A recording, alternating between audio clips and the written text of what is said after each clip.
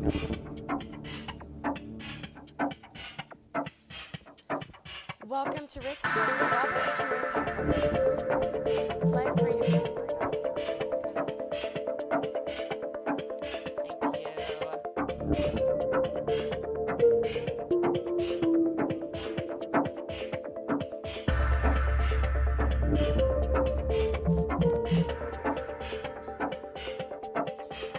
Race Control on the Volvo Ocean Race headquarters. Leg 3 has been more than 5,300 miles, 10 countries, 7 seas, and 23 days at sea.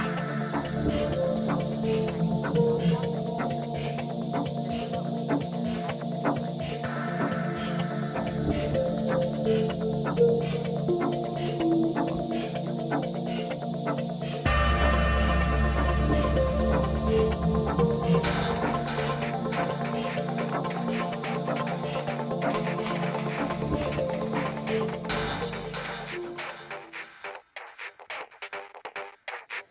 Welcome to Race Control and the Volvo Ocean Race headquarters. Leg 3 has been an incredible 5,400 miles, more than 10 countries, and more than 23 days at sea. And for 21 of those days, it's been Dongfang Race Team, the Chinese team, leading. Here's what waits for them at the finish line in Sanya.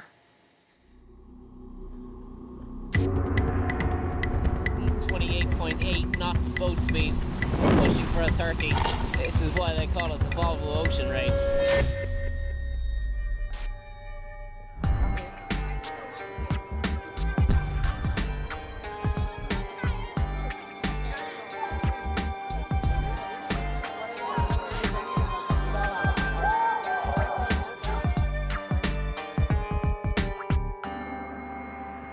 I'm ready to come whenever you want.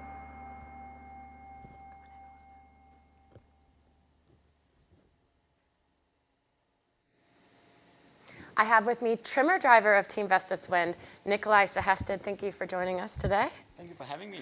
And by today, I mean tonight and early morning in Sanya. We've actually just seen beautiful pictures of the sunset in Sanya. We know we're waiting for Dongfang Race Team, but let's talk about what were you expecting out of that team when you went into the Volvo Ocean Race? I wasn't really sure what to expect. They were a little bit of a dark horse in many ways. I didn't know how strong they would be and yeah, how fast it would be, but I think everyone knows now that they're super strong and they're fast, and I think their boat speed is going to take them a long way in this race. Were you surprised, though? I mean, in leg 1, I think everyone was surprised. And then leg 2, seeing them get second and then now winning, it is actually kind of a shock in some ways. I think already after leg 1, all the teams knew how fast they were, because they had some issues in leg 1 and it just kept coming back. I mean, you couldn't hold them back. So I think already after leg 1, we all know that they're going to be fast and they're going to stay fast for sure. Do you guys have any thoughts as to what it is that's making them so fast? I wish I did. If I did, it would be a lot easier for us to come back. But no, it's not too easy to actually point out what makes them so fast. Obviously, they're doing a good job in many ways, both navigation-wise and speed-wise. But yeah, it's not easy to point out what they're doing differently. Let's talk about your background. You're one of the young sailors. There's this rule that there have to be 2 under 30s on each boat. You're one of the 2 under 30s on Team Vestas Wind. How did you get to being essentially involved in a Volvo Ocean Race team, especially at the age of under 30? We actually have a 3 under 30 on our boat, which is a bit unusual. But yeah, I've done some sailing with Chris Nicholson early on before the Volvo, and I guess that's where I got to know him. And basically, it's been a dream of mine since I was a little kid doing the Volvo Ocean Race. So I've always just been working hard and trying to prepare myself to get the opportunity one day. And luckily this time I got the opportunity and I was ready to go. Perfect. Well, we are ready to go as well. We're expecting the finish of Dongfang Race Team, the Chinese team, within 30 minutes. But it is a very, very tight race behind them for the podium finishes, and especially 4th place between Motfre and Brunel. Let's take a look. This is Sanya. The team's just approaching the finish line in Sanya. Dongfang obviously very close. Behind them, Abu Dhabi in 2nd and Team Alvi Medica in 3rd. But what's been really interesting is this very tight, almost match race between Motfre and Brunel the past 2 days, and especially tonight. Brunel has caught up essentially over the last 6 hours from being about 5 miles behind to within half a mile to a mile of Motfre. What do you think's happening there? It looks like Brunel has got a little bit of a speed edge on Motfre. They've been in the same conditions and the same setup, so I think Mapfre is under pressure right now, trying to hold Brunel behind him. We might see a bit of match racing when we get close now, since if Mapfre figure out that they can't keep them behind, they're probably going to stay close to them and try to be in the way of them making the finish line. So, but yeah, it seems like Brunel's a little bit faster and just slowly eating in. Well, it'll be very interesting to watch that over the next couple hours. And we will be live with them as well. We will stay here live with Dongfang Race Team, but we'll just keep looking at this tracker. Keep going.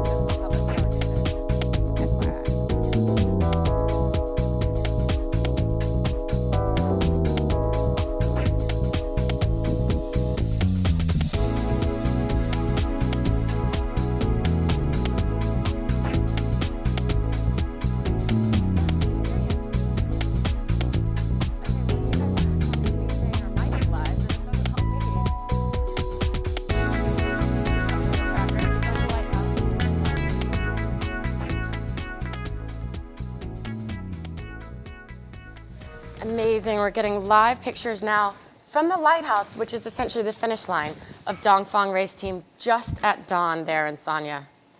Clearly very light air for Dongfang. What's it like when you're approaching a finish after so many days at sea?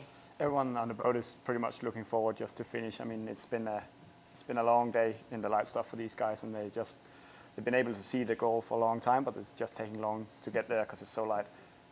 So yeah, everyone's just looking forward to see their friends and family and get in the port. That is true. We did talk to them earlier today. Skipper Charles Caudrelier telling us he was going to get in around 9 p.m. UTC time. It is now 23:17 p.m. UTC time, so 2.5 hours later.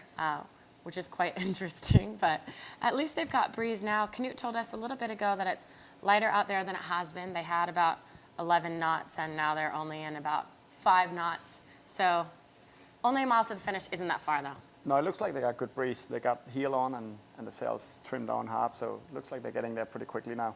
I think there's a pretty good mood on the boat with the big lead they have, and they sail a really well, good leg, so I think they're all happy on the boat and looking forward to getting. And you can tell they actually have quite a little flock of ribs behind them, essentially.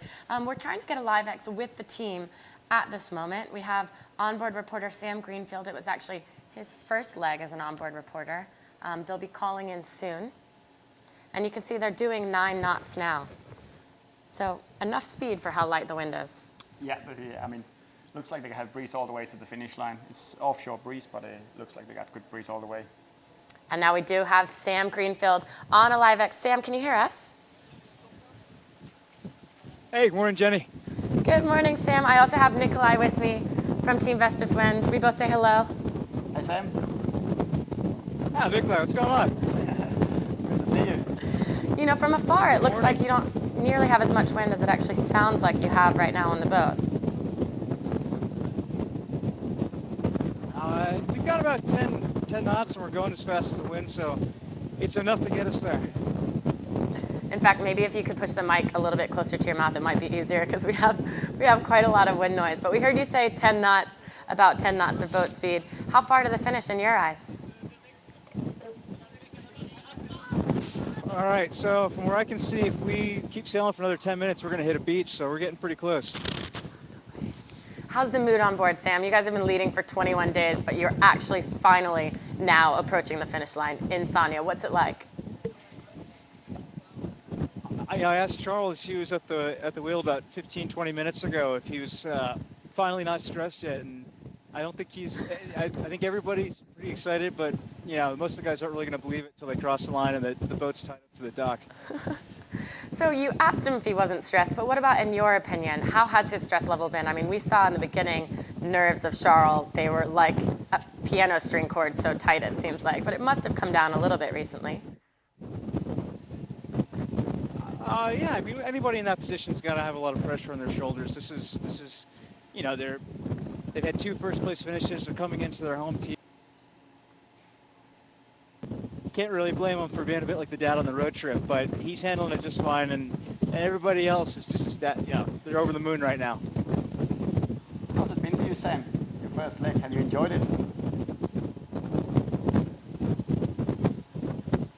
You asked if I'd enjoyed it. Yeah, how was it? Yeah, of course, it's incredible. Yeah, it was wonderful. I had it easy. If this had been a Cape Town start, it may have been a different story food-wise and keeping things tidy down below. But it was really mellow, light air, so it was easy to get into a rhythm, get all the food sorted, get comfortable with the guys. But it's an incredible leg. You know, I don't think anybody's used to being out front for so long, so there was always something going on. Hey, Sam, is it possible for us to talk to Kit or Black now, or are they busy? Yeah, absolutely. They're not busy. They're just gabbing like 2 old ladies. Here. There we go. I hadn't actually even seen them in vision yet. All right. Thank you for that. Perfect. We'll take Black. He's right next to you. He's the closest. Black. Oh, no. Right. Jenny, we're tacking. No worries. I heard that part. Right a when good you sign. think they aren't busy. Yeah, that is a good sign, isn't it? That means they're laying the finish line so they can go all the way now. Ah, perfect. So it'll probably be not long before the finish. Sam, do we still have? Yeah, we still have you. Okay. You probably have to move because you're in their way for the tack. But Hey. Yeah, I'll put you over to a spreader cam if you want to watch the tack. sure, that'd be great. But we can still hear you, so keep talking to us. It has been your first leg. What have you thought of the environment on that boat? I mean, obviously, you've been winning for 21 days out of 23, so it must have been great even if it was stressful. Yeah, no question about it. When you're out in front of the pack, it is a pretty special feeling. We're going to keep saying it till the end of the days. This is, if there was one leg for these guys to come in first, then this is it. But I mean, Jenny, it's incredible. It's really incredible. last thing I think I was like sailing-wise, the first place in was like a Greenfleet regatta in 1999. So this is a pretty big step up. Greenfleet for the non-Americans is the youngest of all of the Opti youth sailing fleets. It's before you've actually ever done an event, you have to race in Greenfleet. So good analogy, Sam, pretty funny. And what about the two newbies on board for this leg? You had the two sailing newbies, Jack Boutel, who we're seeing in vision now. He was the rookie winner of the Figaro last year, but it was his first time to actually sail with Dongfeng Race Team. How did he perform? Well, you're looking at Jack right now on that stern pedestal. Jack did an incredible job, and you know, as you know, Kit came on. Kit's had a hard time getting on the boat because he's, you know, in the over 30 range. So Jack came in with an incredible wealth of knowledge for a young guy, and was able to basically let Kit live out his dream and make sure that, you know, the rest of the, you know, Black and Kit had the supervision and the mentorship that they needed. But he's just really quiet, level-headed, incredibly talented, and you know, as Charles said, he was a huge asset to the team. And you know, he's just like it's like an Australian French sailor. He's figured out how to infiltrate the mafia, so you got to give it to him. Sam, between you and me, can you tell me why you guys are so fast? What's your secret? You have a really good speed, and it's incredible to watch. So just between you and me, what's your secret? Hey, say that again for me. You guys have a really good boat speed. So can you tell me what your secret is? It's going to stay between you and me. I'm not going to tell anyone. Oh, yeah, it's no secret. It's Nutella. These guys, I don't know what you guys had on Vestas for food, if it was pretty Spartan, but these guys had jam and Nutella every single morning, and you know, they spare no creature comfort as far as offshore racing goes. I don't know if I'm supposed to say that, but I think the secret is just keep the guys happy and well rested and lots of sugar. That might be the secret. We had Al Steiner on our boat, and he didn't have any Nutella or any good sweets for us. So that might be the secret. We might change that. The secret is Nutella. That's a funny Yeah, one. we need to get on him about that. I don't know if you even need to keep that between you guys and the audience we have. It's not that great a secret, Sam. When you are... We've been advertising it pretty heavily. We're trying to... Keep going, I'm listening. I was just saying we're hoping that they're going to drop a crate or something out at the team base in Sonia or Auckland, so we just got to keep plugging it, Jenny. You know how it goes. Okay, So hopefully... listen, Jenny, we just tacked over, and we're on Port Tack heading into the Marina District right now. The sun is coming up between the skyscrapers behind some mountains, and it is an absolutely beautiful sight. Guys are up on the rail hiking. I could probably call one of them down for an interview.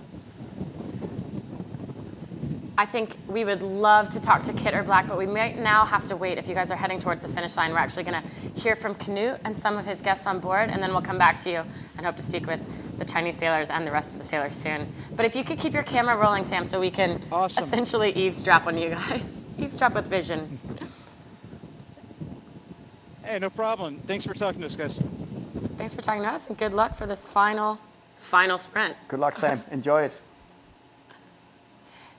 Incredible what he's been able to do. His first leg offshore to actually come in and then essentially be on the winning team. It's like a dream come true. It must have been a big experience for him leaving Abu Dhabi and not really knowing what's coming his way, but yeah, he did an amazing job. Yeah, he actually left these offices here. He was a reporter with us, but now, and of course there were 3 of them on board that were new for this leg. So for him, and then Kit, the Chinese sailor, and Jack, the young Australian Frenchman now that we were just talking about. But we're hoping we have CEO of the Volvo Ocean Race, Knut Frostad, on the line.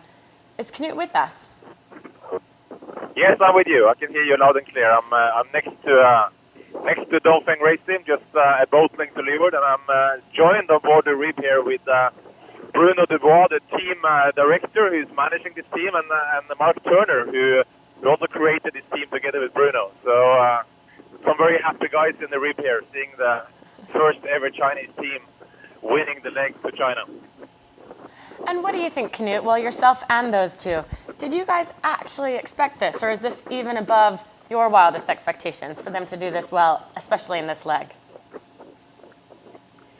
Well, that's a difficult question. I think expectations in sailing, you can never expect anything, because so many things can happen in the ocean. But what is very clear is that from the first import race in Alicante, Dongfeng Race Team has been a very tough competitor that has been in the top the whole time. I mean, they've been a bit unfortunate a couple of times with some breakages and things, but you know, they've been in the top pretty much the whole race so far. So I think this was just waiting to happen.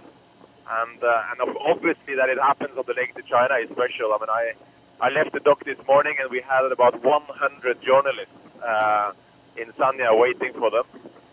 Some of them were a bit stressed by the fact they had to stay up all night, but this is going to be a big thing here. So it's great news for Dongfeng Race Team, and it's great for China and Volvo Ocean Race. Can we hear from either Bruno or Mark? Are you, Mark Turner, are you able to pass them the mic? Yeah, no, absolutely. I'm standing next to Bruno here, and Bruno, this must be an enormous relief for you. You've been stressed over the last 2 weeks, haven't you? Yeah, the fact to have all the guys leading since almost since Oman there, and the Malacca Strait, and almost even last night. You know, last night was quite a tough one. But yeah, it's a relief. After 1 year, I think we showed that the team is one of the best, and I'm proud of what we all achieved there. I think you have good reason to be proud. Huh? I mean, I can see your shoulders are 2 centimeters lower than yesterday. I mean, yeah, I can tell you, Bruno has been a very stressed man the last week because these guys have been chased across the ocean from Abu Dhabi to Sanya the whole way, and I think they have been leading for almost the whole race except 18 hours. Mark was saying so, but not with much. You know, that just with enough to keep a distance. But that is a very, very tough position when you know the whole fleet behind you is almost two-boat testing. You know, they're match racing the whole way and optimizing their performance. And I can tell you, they're getting closer and closer to the finish line here. It's not much wind just at the finish line, but there is wind. And I was out here 24 hours ago, and there was nothing. And the helicopter is just taking off because it was not allowed to fly before sunset. And it's just making it to the finish line. It's pretty amazing. But it's just making it to the finish line in time for Dongfeng to cross the finish line. So they still have probably about 2-3 minutes left to the finish line, but sun is just coming up over the buildings, and it's a fantastic sight. It is actually beautiful. We will come back to you soon, Knut. You said about 15 minutes to the finish line, so hopefully we'll hear from Knut and Bruno and Mark as they cross the finish line. But what we're trying to do is get back onto the boat, onto a LiveX with Sam, and maybe be able to hear from either Black or Kit. Sam, can you hear us? Are you there? Hey, Black. Come here. Yeah. What they're doing right now Okay. is a photo hike. The photo hike, Nikolai is calling it. Everyone on the high side hiking hard, so all the photos look pretty. Yeah, at this point you can Hello? tell it's not a suit. Hello, Black, can you hear us?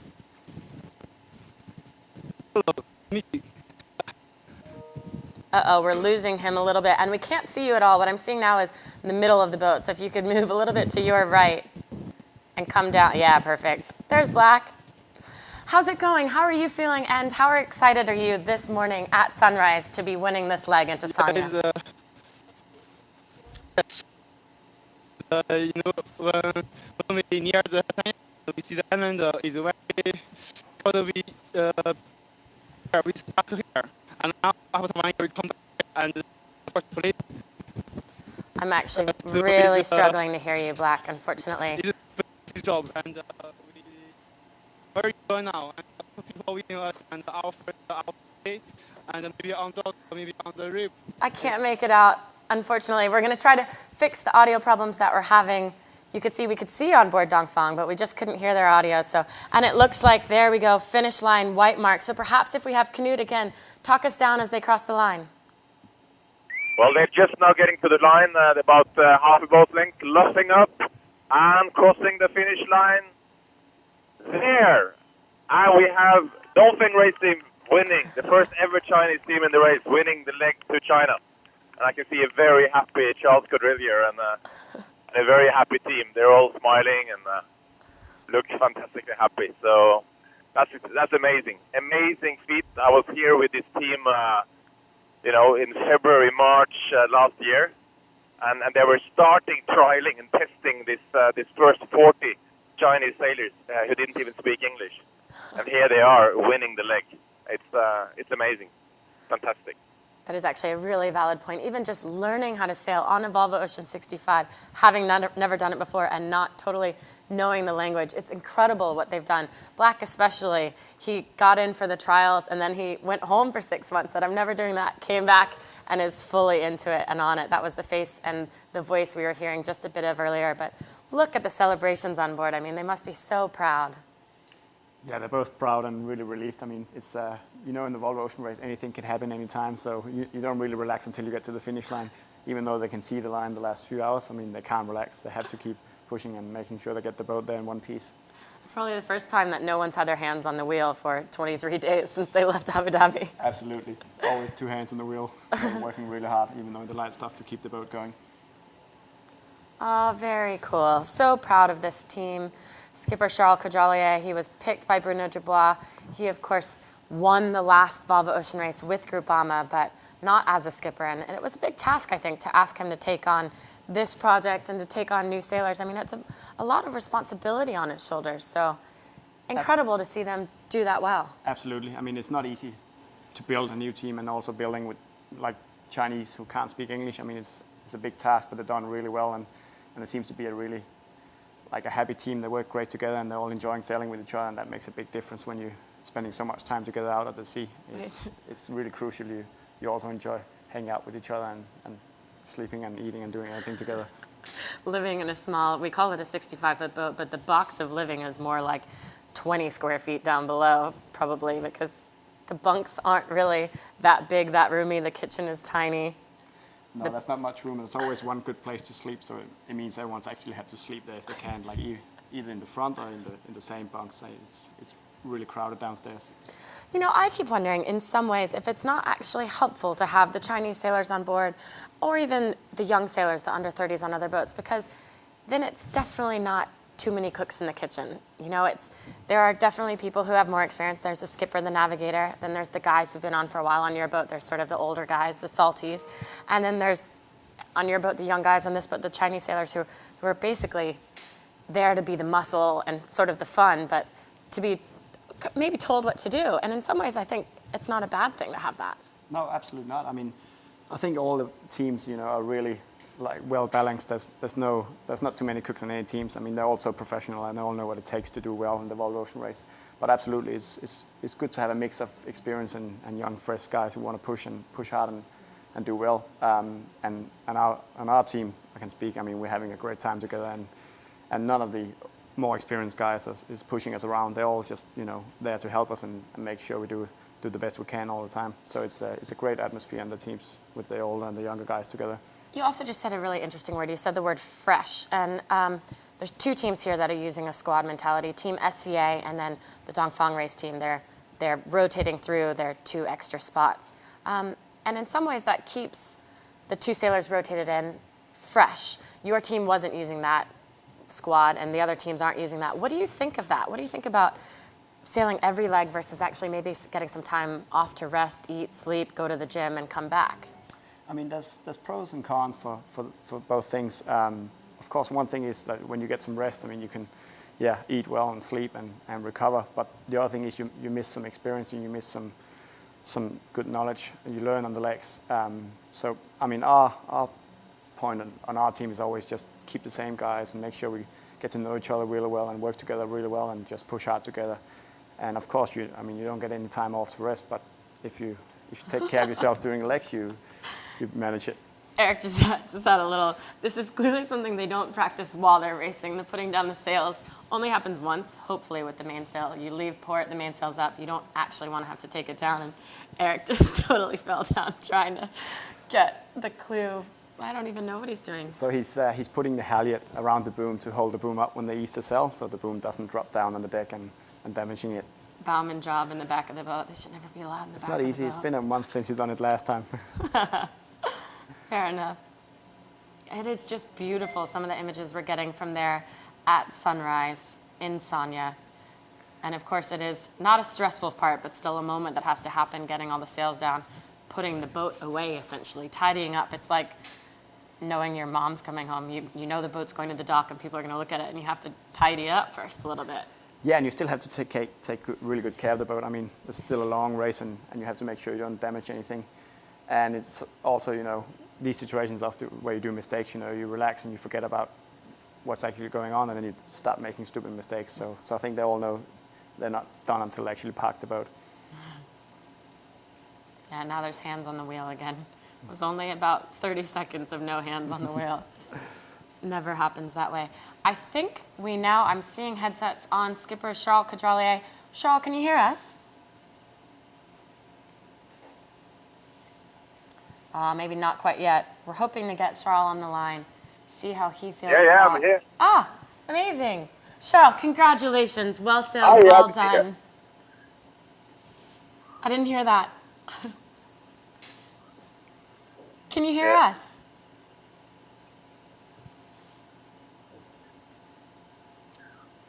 Unfortunately, I think either there's quite a bit of delay or he can't actually hear us. So we've got a bit of his audio, but he's not getting our side. We will keep trying to work on this, though. Of course, we want to hear from the skipper of the winning team, Charles Caudrelier, especially after such a dominant leg. Yeah, I can hear you.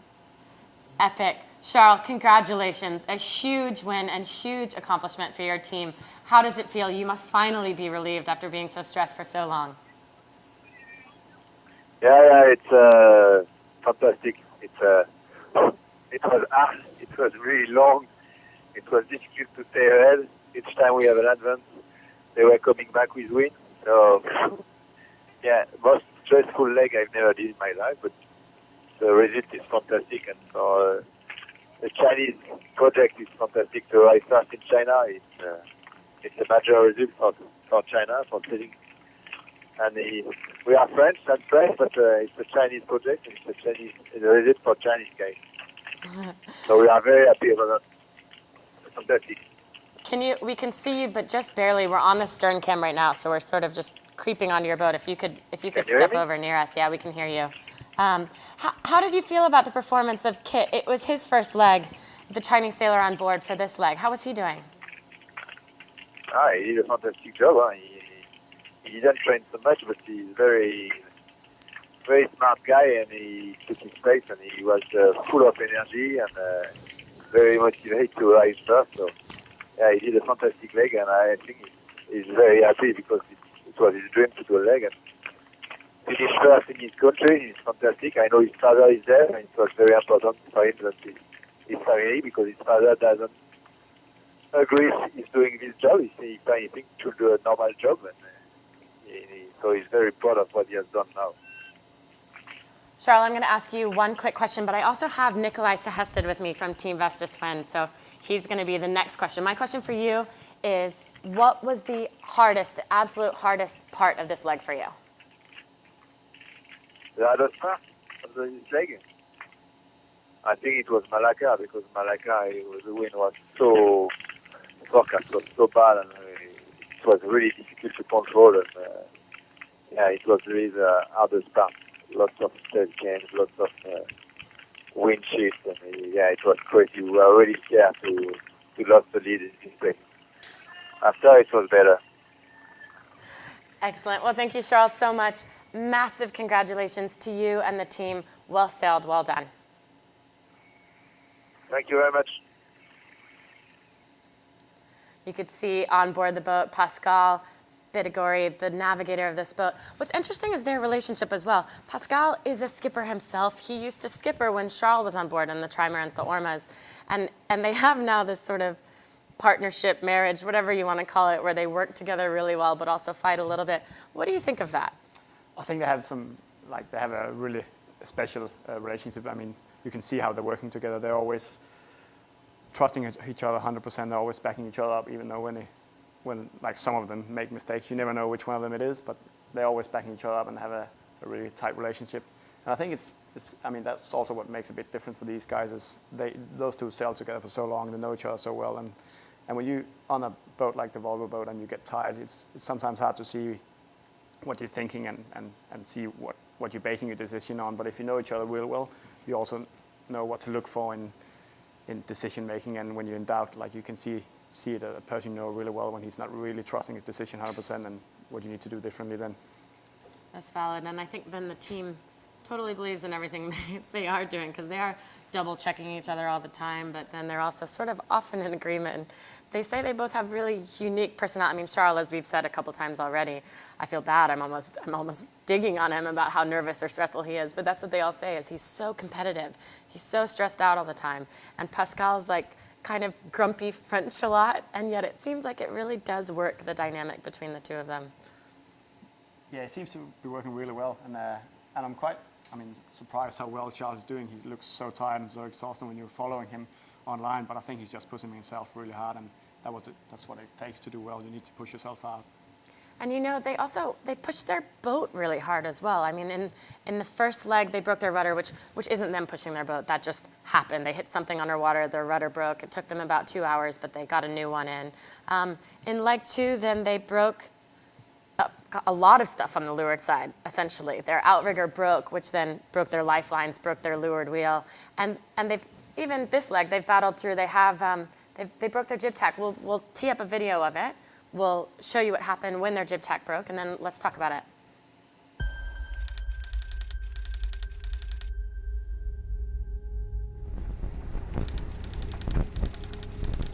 Okay. Yeah, I was inside the boat and suddenly I heard something strange and everybody on deck. Everybody on deck! Everyone on deck! So I think you imagine everything. It looks like it could have been mast. I would have heard it. So I thought very quickly it was a sail broken. In fact, I thought we broke the G1. I came on the deck and then I discovered the G1 up. First thing I looked, oh, okay, it is in one piece. yeah, we are lucky because when this problem happens, sometimes you can break the sails. And it was my first concern when I came on the deck. It was we have to keep this G1 in one piece.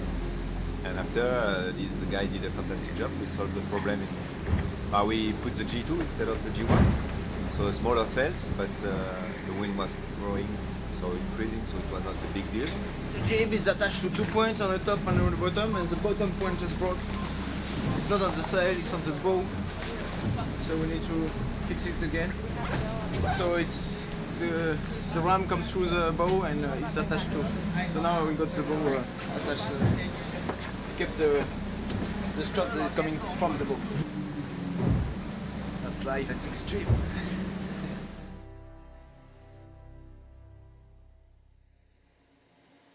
So, sort of an interesting scenario, especially in the middle of the night, having that break.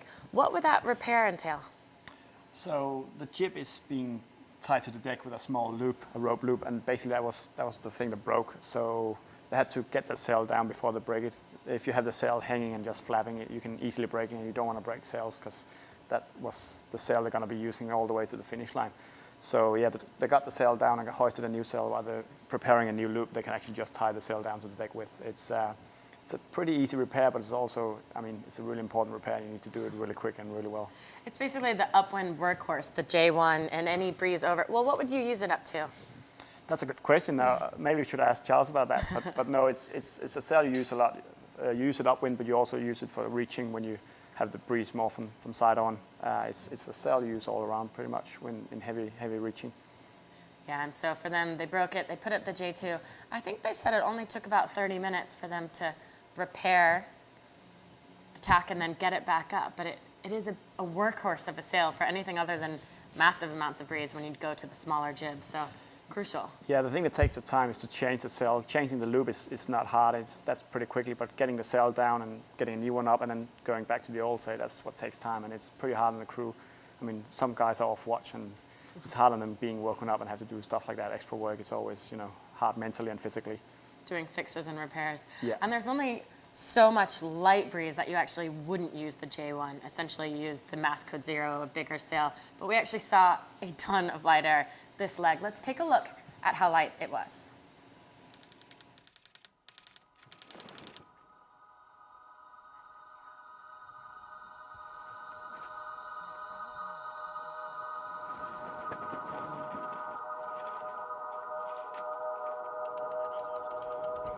Just a big diffuse low pressure system, just no wind, and so we're just going from gust to gust.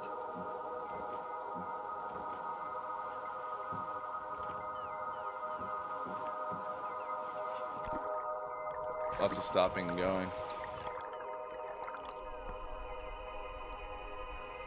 Unfortunately, the sea state's coming straight at us, so not only do we not have any breeze, but we've got pretty sharp little chop waves just slowing us down.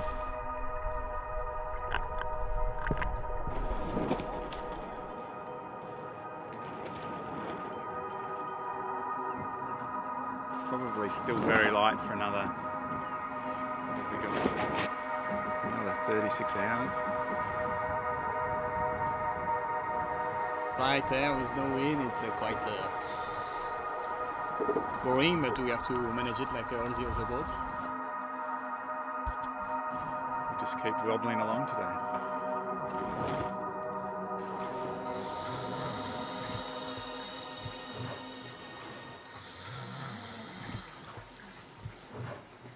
God, so beautiful, but so frustrating, I'm sure. You've dealt with it. You've dealt with the doldrums on both of the legs. What's it like mentally having to deal with not going forward? Light air can be really hard mentally. Of course, sometimes if you've been in big breeze for a few days, you're looking forward to some light stuff where you can clean up the boat and sort out the pieces. But after a short time in light air, you actually just want the breeze back because it's frustrating. You're not moving anywhere, and it's pretty hard to figure out where the breeze is going to come in next. It can be a little bit randomly sometimes when it's light. So it's both tricky mentally, but also actually result-wise is quite hard for the team, and no one actually really knows what's going to happen next. The only nice thing is often being able to sleep. You can tell it looks quite light now in Sanya. The boat arriving into Serenity Marina, mainsail just getting folded onto the boom. Yeah, they seem to be having a little few issues taking the mainsail down, so that might be one of the things they need to practice. That took Like a long we time. said, only happens once, and it doesn't have to happen in the race. So not something you practice. But no, I think they have their minds in a different place right now. It's been an amazing lake for them, and they're all stoked to finish it like this. And beautiful hillside there as well. You could see earlier in the tracker they were in much more breeze than they were when they approached Sanya. A lot of that's because it's an offshore breeze now, so the wind being blocked essentially by those mountains meant it was much lighter towards the finish. Yeah, you can see the flags when you get close to the shore. There's not much wind, and you kind of saw it a little bit as well in the Cape Town when you get close to shore, the breeze is a lot lighter, and that can be quite tricky to finish in. But hopefully the breeze will build a little bit for the next teams to come in, so have an easy finish for them. Well, we saw it was also light in Malacca Strait. Charles said that was the hardest, most stressful time for their team. Let's take a look at what it was like for some of the other teams.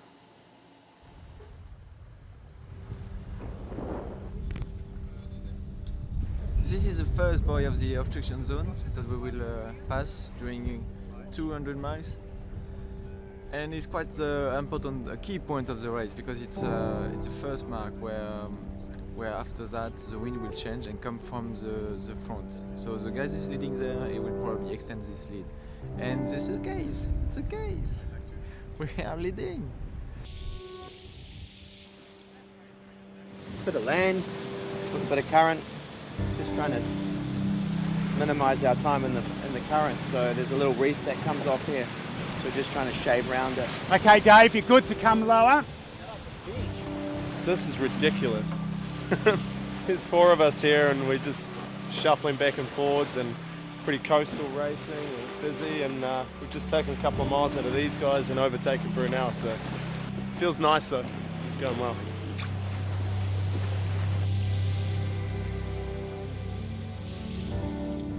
Yeah, well, the last 24 hours we've had all 4 boats, Brunel and Alphabetical just behind. It's been incredibly close. So we're all just jostling for position down this exclusion zone down Malacca, you know, before we've got the final stretch up to Sanya. We're coming to this point with a tight situation with Mafre. Just before we reached the fishing nets, Daryl saw the little white floats. So rather than ruin the guy's day and tear his fishing net up, we did a crash jibe. Lost a fair bit, but actually it might not end up being the end of the world for us at the moment. Right now we seem to have a tidal benefit of where we are.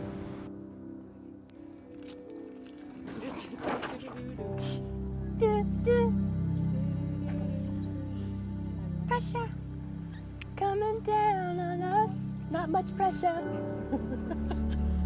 The wind's just completely crapped out. We're pointing the way we want to go, but we're actually travelling backwards. So we are now going to build the anchor and try and stop ourselves going backwards.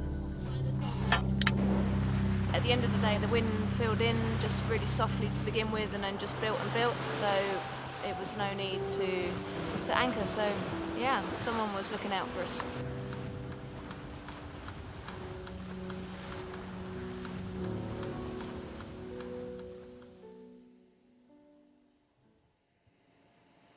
definitely was a light air leg in many ways.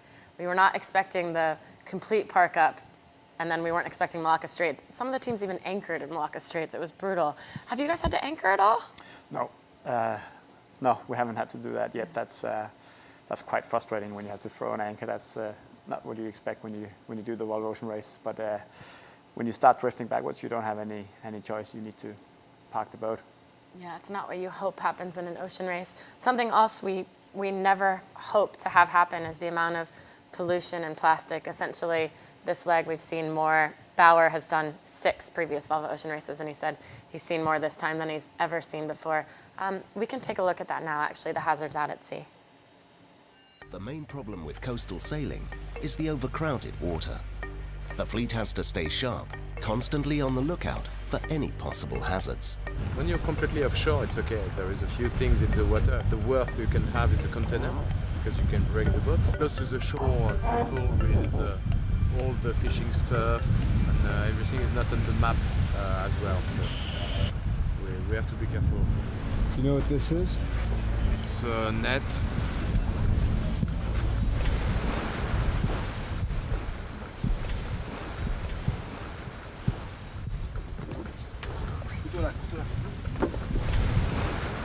We were quite close. We've seen a few buoyancy stuff on the water, white one, and we thought it was a net. It seemed that it slipped on the keel. Another one, close call. After a couple of hours, Skipper Charles has noticed a considerable loss of speed, pushing him to dive into the water and investigate under the boat. Because we are sleeping in a sandbed, so a quick shower for Charles, it's a good idea. To maintain their lead, the team decide not to stop the boat, making the maneuver even more dangerous.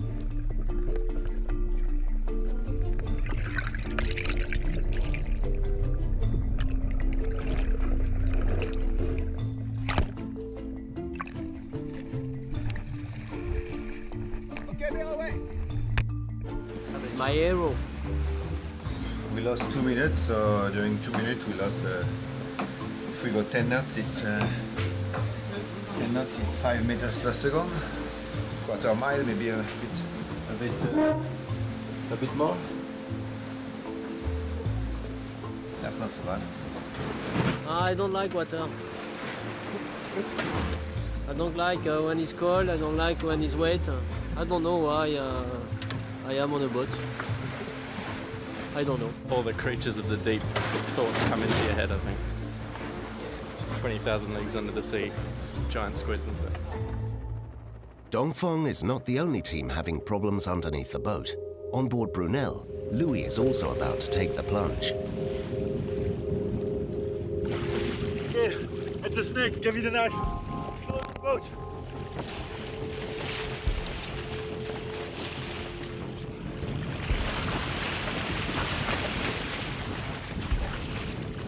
We're going too fast.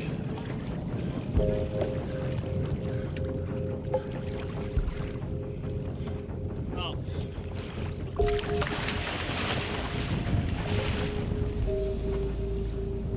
Sånn da, now. It's off. It's off? Yeah. There's a snake around the sail rack. Oh, there? Yeah, it was there. Bring it up. At least this big.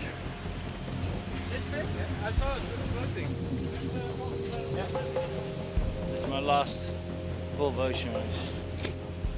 There's snakes involved, I quit. Definitely the grossest one was Brunel. All of the teams had problems, as you could see, at multiple points this leg, but the snake around the keel of Brunel was disgusting.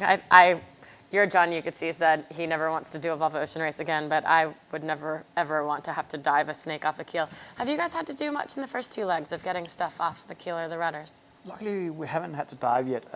We had to do a lot of, bear downs, as we call it, where we change the course or the angle of the boat pretty radically. But no, we haven't had to dive yet. But there's a lot of stuff in the water out there, and it's, as Bao said, it's getting worse and worse, which is quite sad to see, but that's part of what the human is doing to the world right now. Unfortunately, it is. But does bearing away hard get rid of? You saw it got rid of things. It's yeah, it's been doing the job for us. You know, if you just turn the boat pretty hard and aggressively, it's sometimes enough to get it off, and it's been doing the job for us so far. So let's talk just briefly about the status of Team Vestas Wind. We heard the boat arrived in Genoa, Italy yesterday. What's the path for it now? We have to basically just get the boat ready as soon as we can, but it's not an easy job. But we have, you know, Coxie and Nico and some of the guys in Genoa right now receiving the boat. So they just, you know, gonna work hard to like sort out what needs to be done and then get onto it straight away. Yeah, well, of course the boat was grounded on an atoll. Here's what it looked like actually when Neil Cox, your shore manager, went back to try to get the boat off.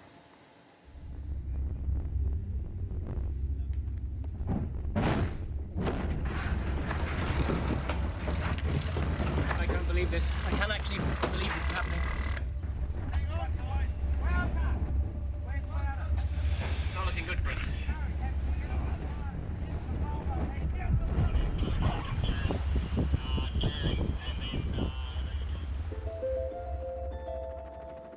Two months ago, Team Vestas Wind ran aground on a reef in the St. Brandon archipelago.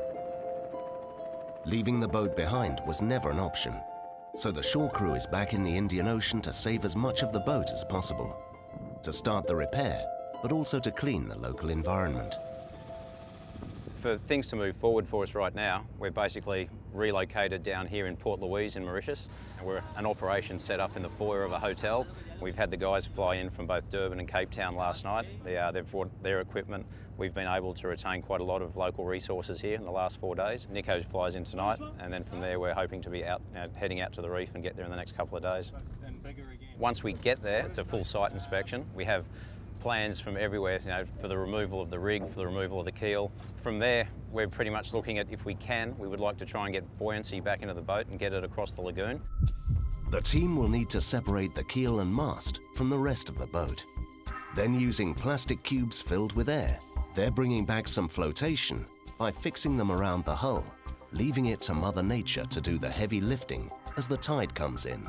Saving most of the boat is key for the team to stay in the race. It's 2 miles to get to what we call the leeward side of the island, or the reef. There's even the possibility of a Maersk ship being able to be detoured for us, which is a feeder ship on its way from Port Elizabeth to Malaysia. It's going to take a lot of good luck for things to fall into place, but there's that possibility that we could end up, you know, side loading onto a feeder ship and the boat continue on to Malaysia and continue on to Italy, you know, and end up in Persico Shed. Getting the boat back to Italy is key for the team to have a chance to rejoin the race, but its remote location is not making things easy. It's almost underplayed the sheer remoteness of where we're going. I mean, the reality of it is it's 210 nautical miles from where we are here in Port Louise. It's a 24-hour journey out there, and that's the quickest possible way. It's too far for a helicopter to get out there. The reality of it is with a helicopter, it's a one-way trip, and there is no fuel dump out there to get the helicopter back. So there's a lot of things we've got to take into account here, obviously from the resourcing we do, and then also, and what is absolutely paramount is just human safety. I mean, it's one thing that, yes, okay, you know, our yacht is there, but at the same time, you know, we cannot afford to hurt anybody, because if it's, you know, serious enough, then it's a real problem.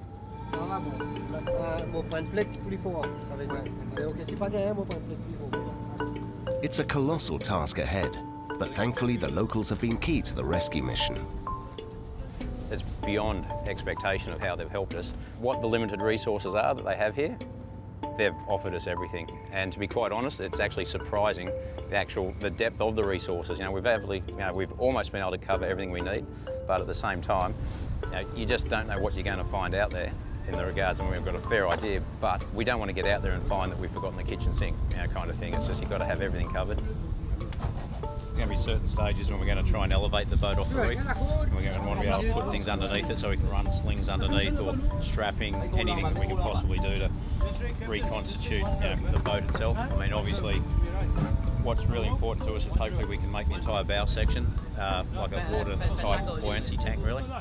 The guys that live out on Hildeswood, they're incredibly resourceful people. Now, you'll have conversations where you're talking about, well, we may need more of this and this, and it's the point where I'll say, well, that's okay, we'll disassemble the shed that's out there and you can use the roof beams, you can use this. So Are we dealing with, like Captain Cook running aground in the Barrier Reef at 4 knots? Not quite, but at the same time, some of those materials that they would have used back in the day are going to be quite relative to what we have to do here.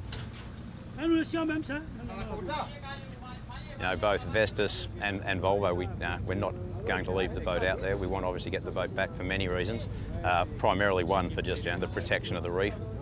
It's not going to be a simple operation, we know that, and there's a plan A, there's a plan B, there's a plan C, and hopefully we don't get to plan D. We are trying to re-enter the race. It's as simple as that.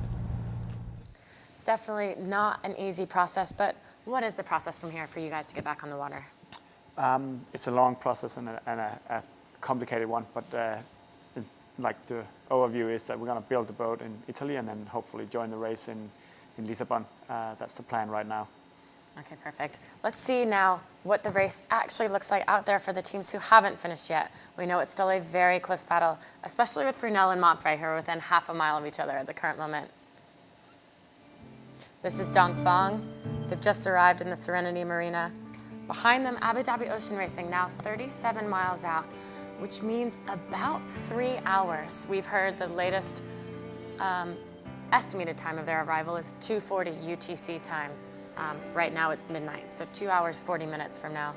And about 11 knots, 37 miles, that makes sense, right? Yeah, they both got, both Abu Dhabi and America got good speed and good breeze all the way, so that looks pretty straight line from them. The interesting fight is Mapfre and Brunel. That's going to be really tight. Really tight. Within 1 mile, as you can see on the tracker, within half a mile, and definitely in vision. Not quite in the match race move anymore. Montfray's let Brunel get a little bit away to leeward. What do you think of that?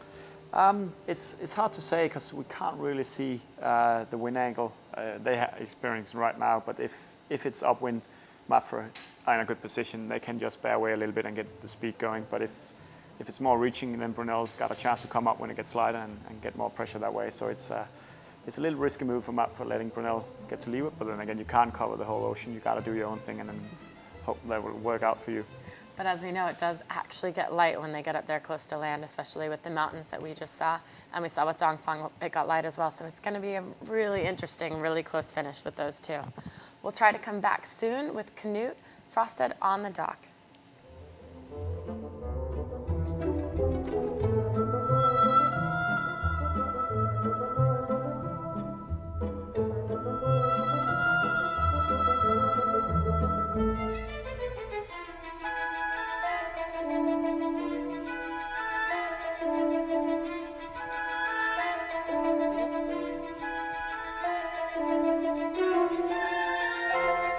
I can hear you now.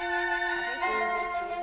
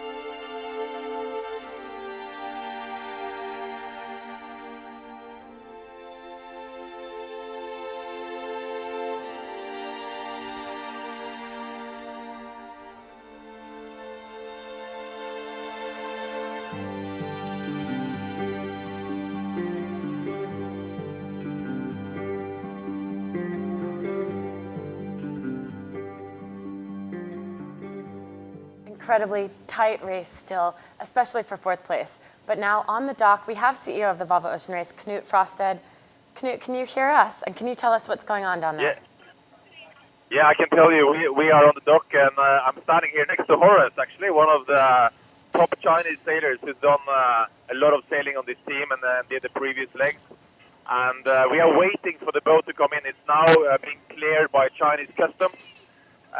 They're not so familiar with clearing customs on the sailing boats as we are in other parts of the world. So it was a whole lineup of uniformed dressed customs officers, and they all had their cameras up, so they were all taking pictures of the boat. And I can see they're still taking pictures, but we are hoping that they're going to release the boat very soon, because we have a lot of people on the dock waiting here. But it's a bit funny, you know, like we have all these procedures and all these officials, and they want to check the boat and everything, and then they only want to take pictures. That is really funny. We could just see the boat in vision. We didn't see the 20 uniformed officers taking pictures, but pretty amusing. It's a bit like how they said, oh, they're moving. Yeah, now they released the boat. They released the boat, and now it's on its way. And I'm just going to get Horace next to me here. If you can, you get Horace, you know, one of the best sailors of Dongfeng Race Team is standing next to me. And Horace, what does it feel like for you to see them coming here now? I'm very excited to saw the boat is coming home. Yeah, very nice. I'm very proud of them, and everybody do the very good work. As nothing can say it's a bad. It's a perfect. It's a perfect leg. You must be so proud of the team, Horace, but were you sad to have missed out on this leg and this win? He ran away from the microphone. He wanted to go out on the dock and meet his team. And all the crowds are going crazy here with drums and their flags, and they're super happy. It's great. It's early in the morning, you know? And yeah, he wants to be a part of the celebration. What time is it there actually in the morning? We saw the sunrise earlier, but is it 7 a.m., 6 a.m.? It's 10 past 8 now, so we've been waiting for a while. But it's still a work day, and there's a lot of people here, so great atmosphere. And how's the race village, Knut? Sorry? How's the race village? Our race village, great. It's a fantastic race village. It really, it's a really nice location. You know, just in this perfectly built marina that is really good for us. And you know, it's been good crowds of people coming, and we're expecting obviously a lot more now that the boats are coming. We have Chinese girls dressed in the national costumes, national dresses here with all kinds of things, very sort of cultural impact here. Lots of Chinese flags, lots of Dongfeng flags, drummers, lots of drummers playing drums here, Chinese drums, and journalists. And now the boat is backing into the dock. It's about half a boat length from getting finally docked in, and a big smile. You can see Charles, Pascal, Kit, and all of them. They're just smiles and smiles. Huge from smiles. ear to ear. They must be so happy. We can hear all the cheering behind you. Can't see. We can see the boat docking in just barely.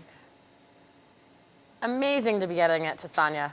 Of course, a couple technical difficulties here, giving us these problems with the camera view, but great to hear Knut's voice and what's going on in the dock live, at least in the audio. What are you expecting, Knut, in terms of a prize-giving ceremony for this team? What is going to happen now is that they're going to get aboard here, then they're going to do some interviews. There's going to be straight up on stage to receive their prize. So that's going to be fairly soon. And then there's a big press conference. I mean, as I said to you, I think there is more than 100 journalists who came here last night and have been waiting. A lot of them flying in from Beijing. I think more than 50 flying in from Beijing. So there's going to be a big press conference and a lot of questions to ask. Wow, well, amazing. Thank you so much, Knut, and give us a huge congratulations from us here in the office to Dongfeng Race Team on the dock. I will do so, absolutely. We're having a little technical difficulties, of course, with getting the live camera views to come across, so we will keep bringing them as we can. It is beautiful sunrise morning there. It couldn't be any better timing for them. The sun coming up and a beautiful day for them. It's perfect timing. I'm sure for them they would have loved to have gotten in hours earlier just to be able to eat, sleep, and shower sooner, but For us, of course, we love to have the daylight shots. Let's take a look back at how the rest of the fleet's doing.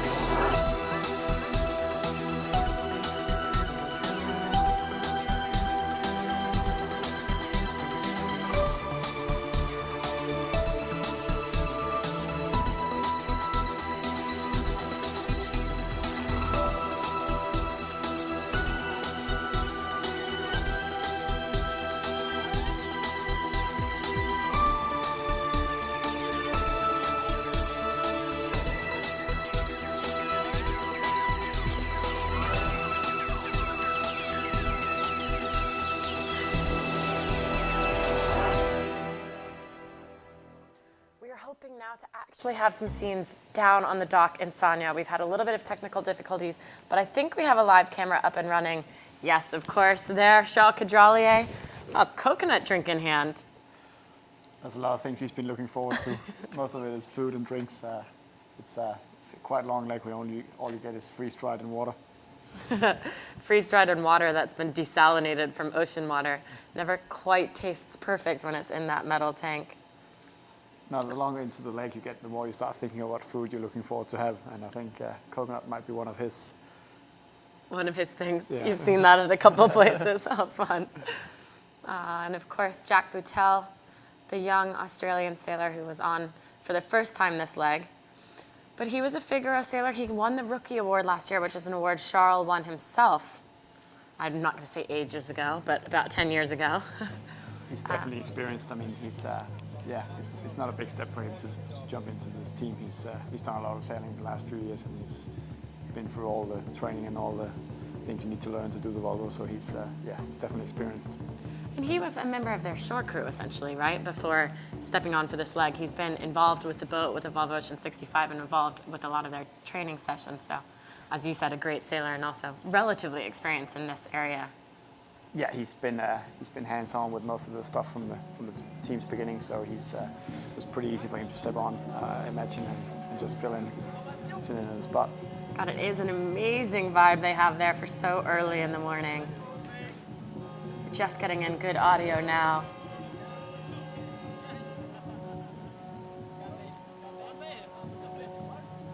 Pascal and Kit. Pascal's really shown his worth as a navigator these past couple legs. He's done a really good job. It's really rare that they position themselves in the wrong spot. I mean, whenever there's a gain to be made, they always seem to be at the right spot at the right time. Oh, and cool, the Chinese dragons. This is a prize-giving ceremony I would want to be there for in person, just to experience that. But I guess we are a little bit experiencing that right now, and this cameraman, he's clearly trying to make his way quickly through the crowds. It's fun. Just the feeling of getting back to shore, though, I mean, especially after a long leg. And I haven't done it in a Volvo, so I haven't done it where I've had to then leave again. What's that like? You're getting there, you're excited, you have a couple days of sleep, but then you sort of know for them 11 days from now they're starting again. Yeah, I mean, of course you're really looking forward to get in and get proper sleep and food and see your friends and family. But after you've been there for a few days, they're going to go through so much attention with the media and the press and the whole show there. So I'm imagining after a few days, actually looking forward to get back out racing again. It probably won't be more than a week before they start. There's a period of time where you're like, yay, a crowd, people. I can walk more than 65 feet. Oh, Horace, giving love to the camera. Exactly. So right now is the best feeling I have. I mean, arriving especially in first, but I say within a week they'll probably start shaking, and that means they need to get back out to sea and out fighting again. And I'm expecting, actually, the guy in the middle of the shot, Horace was on for leg one, but in the middle of the shot with the cameras on the back of his head, Leo, we haven't seen him yet on the boat. I'm thinking we'll see him, if not this next leg, then the following leg. I know he's one of their strongest sailors. Yeah, it'd be interesting to see how they play the last legs, who's they're going to put on, how they're going to keep doing the rotation. But absolutely, I imagine he's becoming on for the Southern Ocean probably. Yeah, it is kind of tough, isn't it, to go through this rotation, this which person, which leg, and essentially Jack came on as a non-Chinese sailor this leg because Kit is over 30. So most of their Chinese sailors under 30 fill both roles, but they have to have two under 30s. And for them, they're trying to have two Chinese sailors on each leg. Subbing in Kit meant they'd had to then bring Jack. No offense to Jack, but he's just not Chinese, so he's not kind of their typical squad of what they want. But yeah, it's a really tough, and he said he didn't know until 3 days before who Charles had actually decided on, and that's because they hadn't decided on which Chinese sailors. But it's got to be an interesting thing to go through. It must be, it must be quite tough for the young ones. I mean, it's quite hard always staying ready. You're not sure if you need to go or not, but always staying ready and preparing yourself and having your gear ready. It takes a lot of energy and a lot of focus in your mind. And you're doing that in some ways as well right now. I mean, staying ready is essentially going to the gym, being strong, sleeping well, eating well, doing things to then be an athlete and be ready to go, correct? Yeah, I mean, we need to, there's a few things we can prepare and there's a few things we can't. So whatever we can actually control and do our best at, we need to do that 100%. Because I mean, one of the things we can't do is gain experience in the water as these guys are doing. So we just need to be 100% all the other stuff we can actually work on, and that's what we're doing right now. Fair enough. Well, we're going to take a look now at where the remaining teams are out on the tracker on the race course.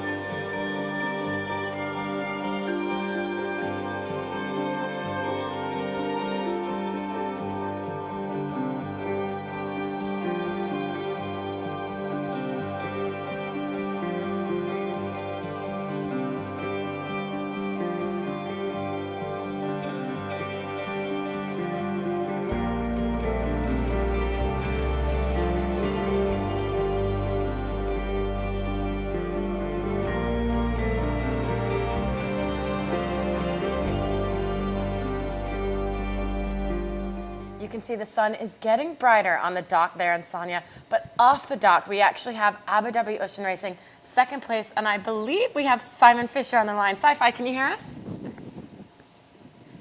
Yep, I can hear you. Good morning. Amazing, good morning. And you're the perfect person to talk to because everyone here and everyone watching online wants to know what's the ETA for Abu Dhabi Ocean Racing? When are you guys expected at the finish line in Sanya?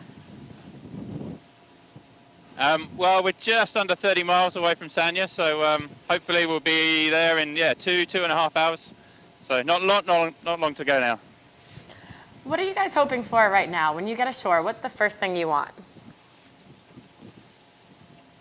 I think right now we're just hoping for a nice, smooth run into the finish. No shenanigans with tricky winds or anything under the hills in Sanya. I think the one thing everything's wishing for now is just some nice reaching conditions for these last 20 miles. It actually does look like beautiful conditions. I have Nikolai Sehested with me actually. He's going to say hello. Hey Sci-Fi, how's it going? Nice. Yeah, very good, thank you. How are you? Yeah, I'm good, thanks. So what's been difficult for you guys in this leg? Have you had any struggles so far?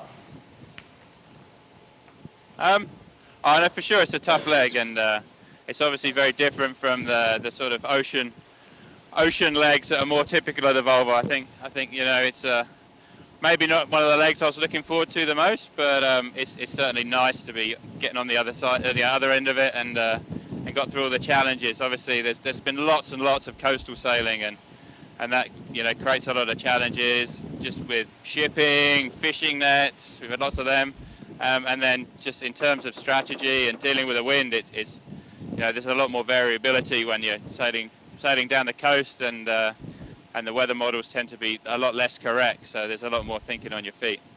But no, it's been a difficult leg, but I think it's also been productive for us as well. If you were to put a percentage on it, what do you prefer, a lighter, mentally challenging leg or a physically windy, challenging leg? And in what percentage do you prefer them? That's a tough question. I think some of the windy legs are quite tactically challenging as well, but no, I think personally I probably prefer the oceanic legs a little bit more. But no, it's always very rewarding though when you do a tough leg like this and you do well. And no, for us, we've had a long leg sailing very close to a lot of other boats. We've been in a pack for I don't know how many weeks now, and we've learned an incredible amount. So for us, it's been a very, very positive leg. We've improved our speed. We've had good moments. We had bad moments, but we've managed to improve. And we've done our sail change as well, and sort of fought well throughout. So. It's a shame we couldn't get back in touch with Dongfeng, but I think the outcome that hopefully we can get by the time we arrive in Sanya in a few hours, it is a very positive one. Well, you guys have said a podium finish is what you're hoping for every leg. Are you happy with that second place? No, absolutely, yes. Yeah. You can't win them all, and Dongfeng did very well early on and slips away, and we haven't really been able to challenge, but there's been really good racing and a lot of guys sort of to fight with in this leg. So no, we're very, very, very happy we managed to come out on top, and I think everybody would be proud of what we've achieved in this leg. How much sleep have you had, Sci-Fi? I saw you had a tacking duel the other day, all of you guys. So it looks like you haven't had much sleep last week. The last little bit since we left the Vietnamese coast, I've been trying to sort of catch up a little bit, but there's been some all-nighters. I've been drinking a lot of coffee, especially through the last bit of Malacca and Singapore. That was a lot of sleep deprivation there. That was a good 24-hour session awake, and then I think up the Vietnamese coast that was another 18 hours without sleep or something like that. But no, these last couple of days I've been trying to catch up a bit, so I'm not looking too ragged when I get to the dock in Sanya. You guys had a really close, really hard-fought battle with 4 other teams for second place. What part do you think was the moment where you were able to get out and into this solid second place? I think once we left, the Malacca Straits were really tricky, and Singapore as well. Like just going through Singapore with all there's a lot of shipping. It's also very tidal. The wind was quite tricky, and luckily we sailed quite well through them and made some smart decisions and were able to consolidate a bit. And we're happy to leave there with our nose in front, and then But it was by no means a done deal there. I think the last bit of the race we sailed quite well. We sailed quite well the bit from Singapore up to the Vietnamese coast, and then the Vietnamese coast was difficult, and it was also quite hard to lead, especially now we have AIS on the boats and the other guys can see what you're doing. But we managed to defend well there, and yeah, now we've got to manage to just sort of consolidate a bit since then. So I think yeah, this last week's been very important. So speaking of another team doing well and consolidating, Dongfang race team, we just took them across the finish line. What were your thoughts on how that team performed this leg? Oh, they've had a great leg, and you know they're certainly quick in a lot of conditions, and no, they did very well to slip away early on in the leg, and then yeah, the way the conditions have panned out, we've never really had the opportunity to peg them back. So you know, they'll be very happy, I'm sure, and congratulations to them. But you know, we'll be after them next leg, that's for sure. Amazing, Sci-Fi. Well, thank you so much. We'll let you get back at it. We hope to see you in a couple of hours. If you can make it quicker, that would be even better for us. But thanks, and talk to you soon. Okay, no problem. We'll go as fast as we can. Good to speak to you. You as well. Cheers.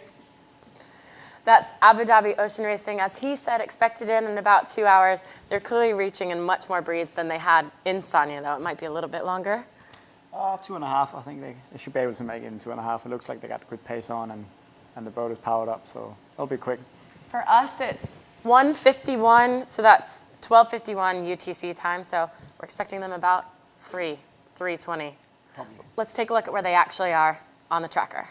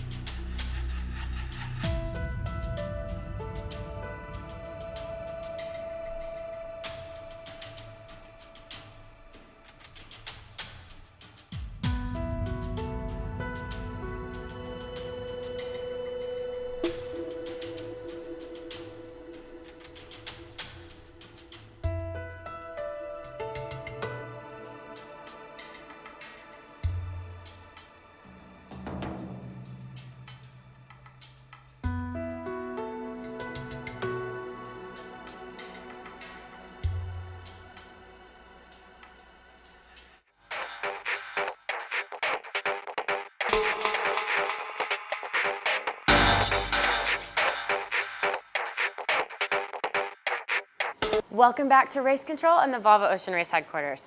I'm Jenny Tulloch, and we are here now to welcome in second place team of Leg 3 Abu Dhabi Ocean Racing. We're expecting them to be within the finish line in about 5 minutes. But first, let's take a look at what it was like for the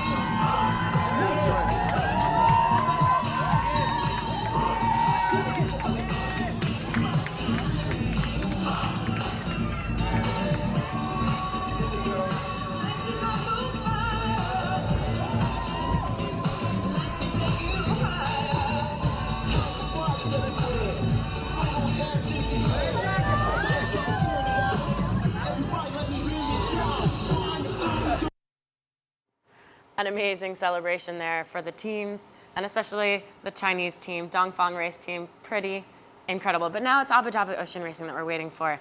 And let's talk about, what do you think the strategy is? I mean, we've heard Ian Walker say that they want podium places. But there's got to be a point where you're going, we could do this and we could maybe win the leg, or we could do this and be conservative. What do you think their strategy is? I mean, there's a few important moments in the leg where you have to either gamble or play it safe, and it seems like they seem to be playing pretty safe the whole way. I mean, they just want a consistent top 3 podium finishes, and I think that might hurt them a little bit when they're fighting with Dongfeng in this leg. They let them get away too early on in the leg and didn't take the risk. But I think they're just playing it safe, and I think that's going to work out for them in the end. Top 3 finishes, and you'll be pretty strong in the end. Valid, and they ended up having to be really in a scrum. I mean, a literal 4 days of just 4 teams within sight of each other. And we say it's inshore racing, offshore now, but that must have been, especially in the Malacca Strait, terrifyingly intense. It's so hard on the crew. I mean, when you're doing tacking duels and jabbing duels and basically just pushing hard 24 hours a day, it's super hard on the crew, and they don't get any rest in these tight situations. So I think the Malacca Strait were really hard for them, and I think you have some good days now when they've been stretching the legs a little bit and did a bit more straight line the last few days. Yeah, I mean, at least we know for them, it was interesting to see Ian Walker, leg 1. We called him wild-eyed. I mean, we saw, and you must have seen this video coming back at least. If you haven't, I'll show it to you later. But they were leading on leg 1, and it was really windy Southern Ocean, and he's just like red in the eyes. Looked like he hadn't slept for days. So at least here, it was a tight fight, but it was light air most of the time. A little bit mentally stressful, but still, there's periods where you can sleep. The boat's not jarring. Do you feel like that? The light stuff is actually almost quite as hard as the heavy breeze stuff, because you have to work so hard to just get the small speed edge. And yeah, it's not as physical hard because the load's not too high, but you don't rest and you don't sleep too much. You're still pushing hard and fighting for every little inch you can get around the track. But yeah, I think they've been pushing just as hard on this leg as the windier legs. It's just a different way of pushing hard. Perfect. We just heard we have Knut Frosted on the line. He's down there at the finish line. I think they're within a mile to finish right now, right, Knut? Okay, we don't have Knut on the line. It sounds like we saw on the tracker that they're within a mile, but we're having. It's just honestly quite hard to relate with Sonia. A lot of 3G problems there, but of course having Nicolai is amazing. I wanted to ask you as well. We've seen 2 of the teams run out of food this leg. Brunel ran out of food leg 1. You guys never actually had that problem, correct? No, we haven't had that problem. Of course, yeah, first leg was a long leg, but we knew it was going to be a long leg, so we just brought extra food. And it's, you know, it's a typical discussion for teams how much food you want to bring because it's heavy. But basically, I think the worst thing you can do to stressed guys and tired guys is to take away food from them. So of course, you don't want to bring like too much because we're trying to save weight as much as we can. But yeah, those, I don't know, 20 kilos of food, you might say they can hurt you really bad in the end if you're like stressed and tired. So food is, yeah, it's a bit tricky. You don't want to push too hard on that side of it. On the side of leaving it off. I mean, it's funny, we heard Sam Greenfield was asked by you earlier what the secret is to their success of being so fast. And Sam's answer, no joke, was Nutella and jam every morning for breakfast. And it's funny, you don't think, like, oh, you really need that. But if there's something that you want and you're lacking offshore, it could completely affect the psyche of everyone on board. There's a lot of stuff you want and you need and you're like missing when you're out there. But I mean, you just need the basics, which is like calories and freeze-dried food and a bit of, you know, energy bars and stuff like that. You can't have all your favorite foods out there. It's too heavy and too difficult to carry. But of course, you're going to bring some, you know, sweet bags of lollies or chocolate just to, you know, bring it on the deck when it's tough times and to get the mood back up. Okay, breaking news, you guys. Unfortunately, we haven't been able to show you because we are not able to get those cameras operational functionally with us here. But Abu Dhabi has just crossed the finish line. So second place team finished in Sonia. We can give them a cheer at least here in the office. But well done to Abu Dhabi Ocean Racing. Ian Walker, Sci-Fi, playing this leg conservatively, as you said. Impressive nonetheless, though, to come out second and pretty solidly in the last couple days at least emerged in second when they had that quite tight fight for between 5th and 2nd place, basically. But we sort of saw them before the race as perhaps the favorite for the race. Do you think so? Of course, it looked really strong after leg 1, but to be honest, my eyes was a little bit on Dongfeng because they had so many issues on leg 1, and it just kept coming back and kept, you know, being in the fight in the end. And then you start thinking, wow, what if they, you know, have legs where they don't have issues or troubles to slow them down? How fast are they going to be then? And it proved that to us this leg, how fast they actually are if they don't have too many troubles. So, but no, both Dongfeng and Abu Dhabi are both fast, and they can both, you know, both do really well. Proven very well. Speaking of another guy who keeps coming back, even though he tried not to, this man said after 5 Volvos that he would never do one again last time. He's performance manager for Abu Dhabi Ocean Racing, and he stepped in on this leg. We have a little video here of Neil McDonald. On board Azam, Neil may not be as well known as Marco Polo, but he certainly has experience when it comes to sailing. But having done the race many times, he also knows the price to pay when racing around the world. I guess you should never say never, but I'm was pretty clear there, and I'm pretty clear now. Physically and family-wise, I couldn't take on a whole race. A whole race is a big chunk of your life. For me to do one leg, it's actually, you know, it's a kind of dream come true. You don't have to do all the hard miles. As anybody starting a new job knows, it takes time to fit into an existing team. I think it's easy to forget that these guys have done 20,000 miles together, and you know, a lot of the manoeuvres, they don't even need to talk to each other. They know exactly what's happening. You know, for me it's great because he's my watch partner. I've had the pleasure of sailing around the world with Neil once before, but you know, he's somebody I've always looked up to. You know, he's been our coach, so he knows everything about the team inside out. So it's been fairly seamless. It means the debrief's going to be pretty short when we get to Sanya because he's part of it now. I think, you know, everybody's slightly different in their demeanour. Neil's good fun. He takes the racing very seriously, but he doesn't take himself too seriously. Neil, what's the first word that pops in your head? Beer. There's other words that I use, but I don't think we should put them on film. Sailing. Idiots. Ocean. Nice. Main thing is Neil and I are having a competition to see who can be the last one to change clothes and wash. At the moment it's day 13 and neither of us have actually opened our kit bag or had a wash. So it's going to be brutal. It's who's going to crack first. I'm pretty confident that's one thing I can win. Real quick, feet thing too. tell me a bit about Neil's humor and about how many races he's done around the world, his pedigree. Well, the thing is now he's so old he can't actually remember, so we keep asking him. So we're looking forward to getting to Sanya and actually working it out for ourselves because his memory's going, his eyesight's not what it was. But he's still got a lot more hair than me. He looks like an incredible character, and we actually now have Ian Walker on the line on a LiveX. Ian, can you hear us? Yeah, I can hear you loud and clear. Excellent. We're not getting vision from you, but we are getting your audio. Ah, and perfect. Now we're seeing your boat coming into Sanya. Congratulations on your second place finish. Are you proud of your team? Yeah, very pleased with this one. You know, it feels like we've just been having our own race, the four of us back here. Obviously, after the first week, we were never going to catch Dongfeng. They weren't in the same race, so we sort of feel like we've won our own mini race. And there's been lots of ups and downs. We were behind for a while, in front for a while, and really, really important points these because, especially with Brunel, you know, battling away trying to salvage a fourth place. So it's turned out to be a very, very successful leg for us.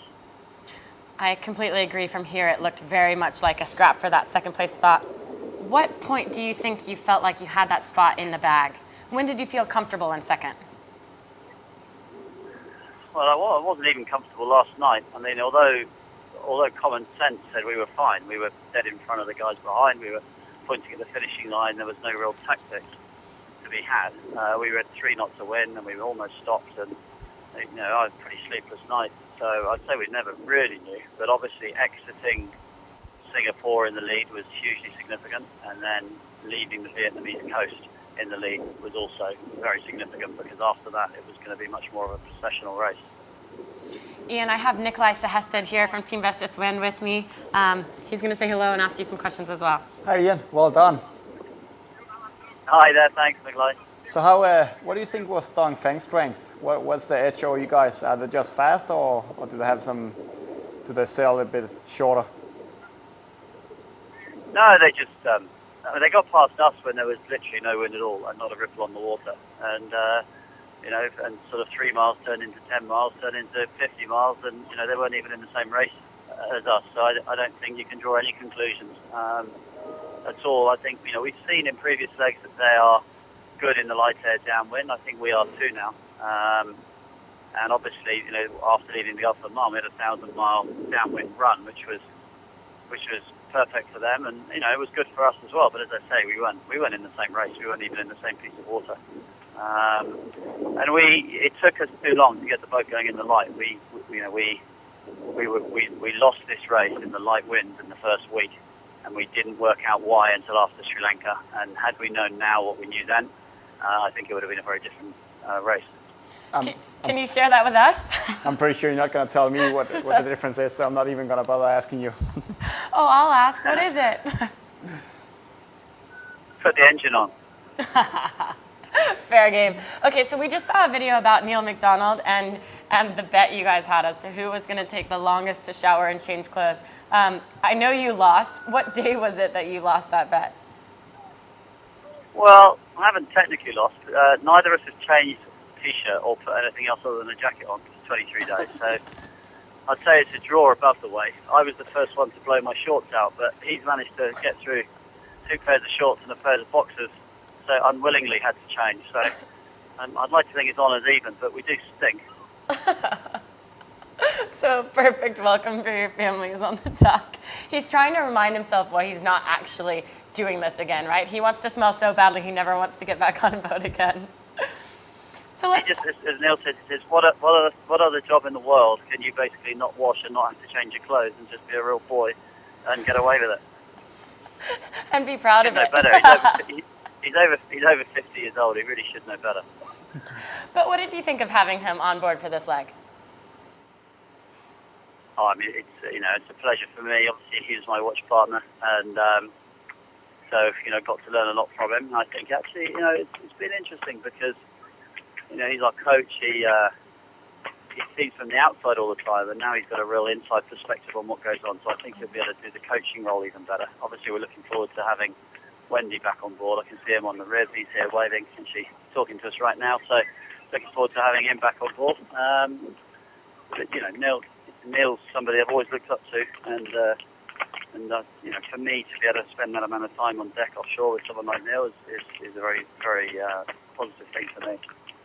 You said before the night off the Vietnam coast that you thought it might be one of the worst nights of this leg. Afterwards, looking back on it, do you think it was? Sorry, not of this leg, of this race. Yeah, it was fine. It wasn't. It was a lot less wind than last time we went through there, and there's a big difference between tacking up through there in 25, 30 knots and going up there in 15 knots. So actually, it was pretty easy. Lots of fishing boats and lots of nets. But the whole leg was incredibly easy. Only put waterproofs on one day in the whole leg. So it was physically very easy, but it was not easy tactically, and there was a lot of pressure on us the whole way. So it was mentally quite tough, trying to trim fast, steer fast, make the right decisions, never quite knowing what was going to win or lose the leg. But as far as everything else, it was an absolute walk in the park in terms of physically sailing the boat. Did you have a favorite moment of this leg, either tactically or in terms of what you saw? You guys were much closer to the coastline than the previous legs.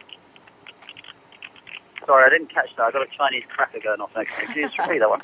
That's what that noise is. I said, do you have a favorite moment of that leg? And then I said, maybe one tactically, and then one in terms of what you've seen, because you guys have been a lot closer to the coastline this leg than the previous legs. I had a least favourite, which was the whole wind hole under Sri Lanka. It's probably the least favourite. I enjoyed the start, leading out of Abu Dhabi. That was a good moment for us. And I've really enjoyed getting here in second place, obviously. I think also it was pretty tense all the way to the Vietnamese coast. Trying to lead everybody out on starboard and sail around their bows. And, that was a long 2 days waiting for that to play out. So I think probably the most satisfying moment was seeing that come good in the last sort of 12 hours as we approached Vietnam. Excellent. Well, thank you so much, Ian, for your time. Congratulations, a well-fought second place. Thanks a lot, guys. Cheers. This is Abu Dhabi, as you can see, taking their mainsail down, something that we've said is never practiced by the teams because they never really want to have to do that. But next up, let's take a look at how intense it actually was for the teams fighting in the Malacca Strait. Dawn on the 20th of January. It's your birthday. Yeah. And we're here in the Malacca Strait, and there's absolutely no wind at the moment, and about a knot and a half current going northwest. So our progress at the moment is limited, almost backwards. So Jelly's just getting the anchor ready, and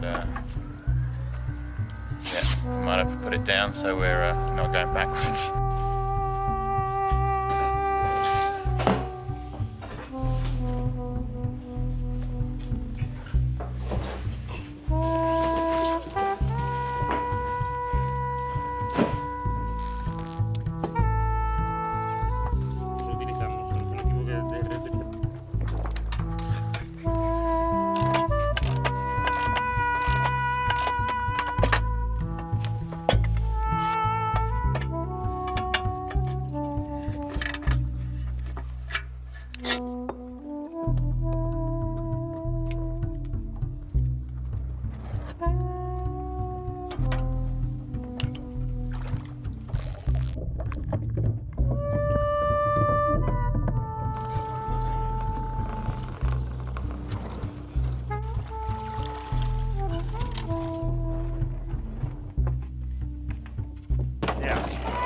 Breeze.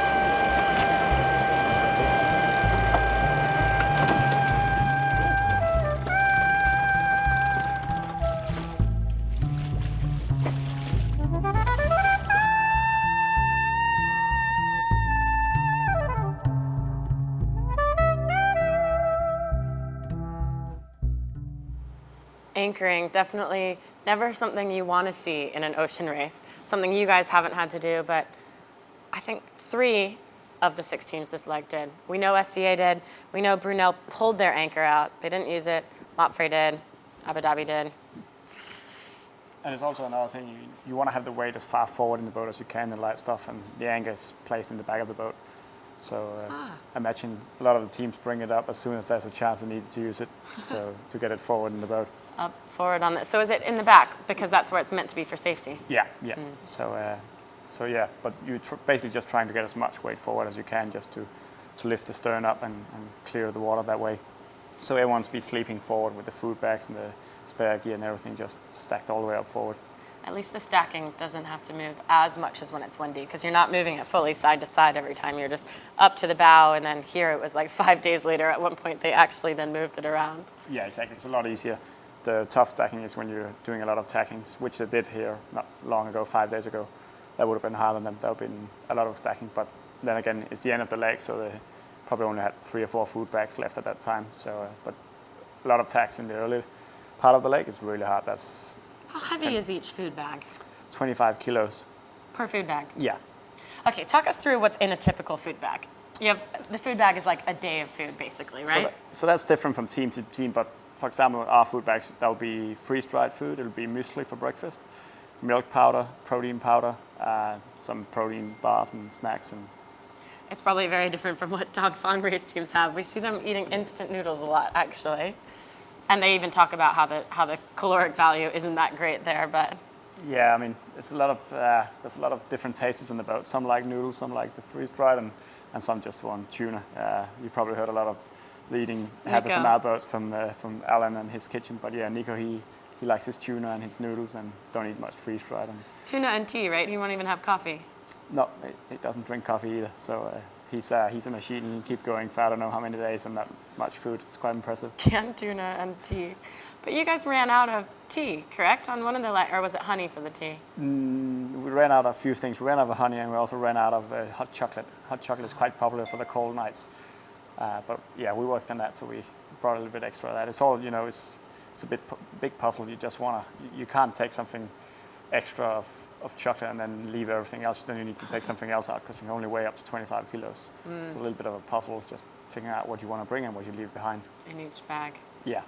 And do you guys know about the differences in the weights between the teams? The teams are allowed to bring, as he said, different things in their food bags. You're allowed to bring different amounts of weight on board in terms of stackable weight. Do you actually know then which team has the least and which has the most? Yeah, we have a pretty good idea. I mean, we don't know it 100%, but we have a pretty good idea. And if teams want to be heavy or teams want to be light, and yeah, that's. But yeah, a lot of teams, they're not giving 100% details, and there's a rule where you can adjust that a few kilos on and off. But yeah, we have a pretty good idea how heavy the teams are. Can you give us you said you have an idea. Can you give us a rating of who you think's got the lightest amount of stackable all the way to the heaviest? I think it varies from leg to leg. I think basically most of the teams for this leg would be as light as possible. So I think it's all about how light can you actually be without gambling too much. There's no rule how many spares you have to bring, like how many tools and different spare parts for the boat. So that's up to each team. And if they thought it wouldn't be too windy and wouldn't be many risk of damage, they wouldn't bring too many spares for this leg. I think we know it was Team Brunel, the lightest, and obviously it hasn't been a huge factor. They've had essentially the worst finish here. But let's go back and take a look at what the start was like in Abu Dhabi. Again, it was light there as well. Well, there is the image at the moment of the action. I mean, it's a very unusual weather system we're seeing. And here you can see the sun from above the cloud. A lovely day above the cloud. Thick fog engulfing the start line, but all the crews on their way to begin the race to China. And that's the start gun fired. It's a soft start, it's quite gentle, not as aggressive as some of the previous starts that we've seen.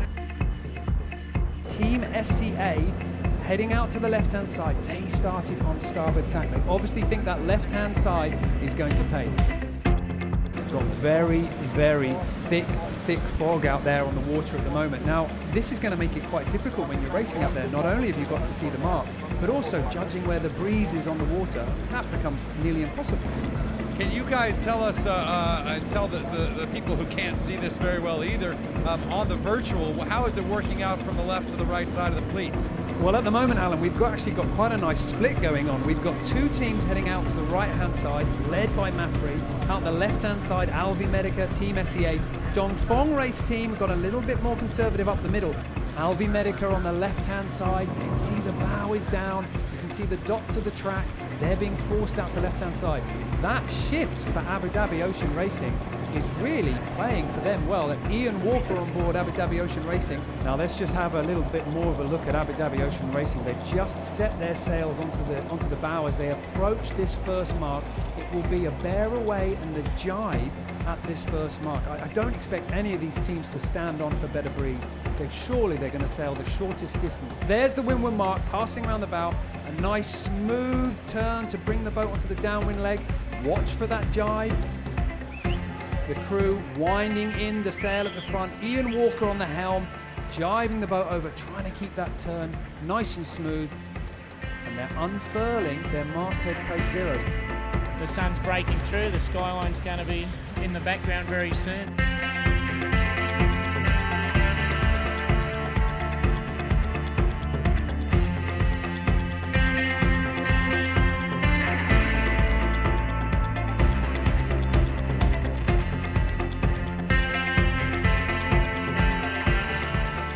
Abu Dhabi Ocean Racing approaching the next mark. They're going to go round it to port anti-clockwise, down to the starting area one last time, and then sailing off to China.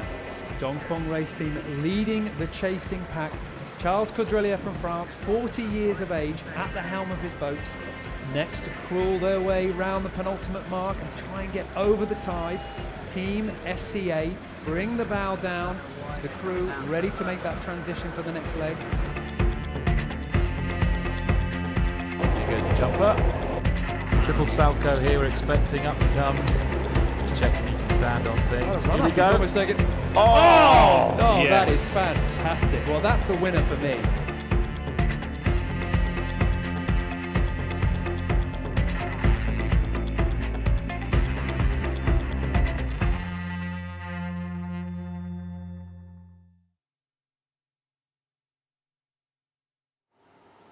So you were there in Abu Dhabi, on the water, actually watching the start.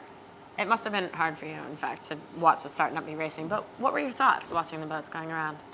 Yes, it's no secret that we rather want to be there if we could, but it was a pretty difficult day for them. It was super hard to see anything, and the marks were, you only had the marks on your screen, you couldn't actually see them physically.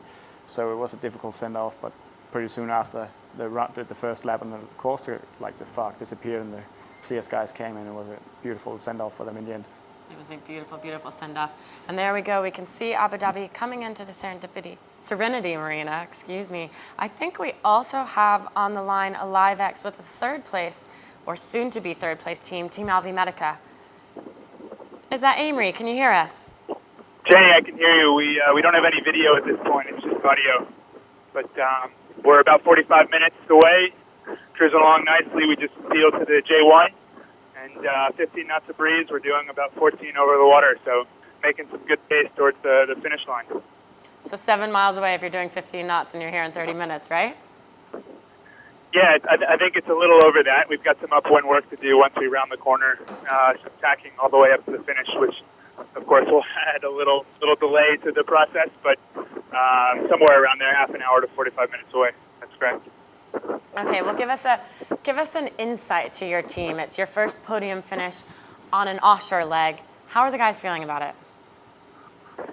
It says a lot about the way that we prepared for this leg and the way everyone seems to have kind of raised their game out here. There's no question we were a far more focused squad this time around, and for a tough leg like this, 24 days of very stressful sailing to be where we are now is a testament to the kind of constant progression that we've always talked about trying to withhold from the beginning. And the guys have just done a really good job locking down when the going got tough.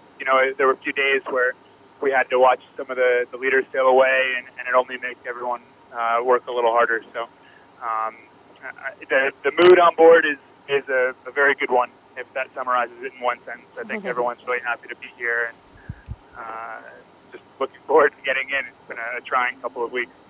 Well, it was such a hard-fought leg. I mean, in so many days for you guys. With AIS of the other teams today, you said it was actually so weird to not be able to see anyone in sight. We saw a video of Nick Dana going up the rig just so you could see other boats. But how does that toll on you guys mentally?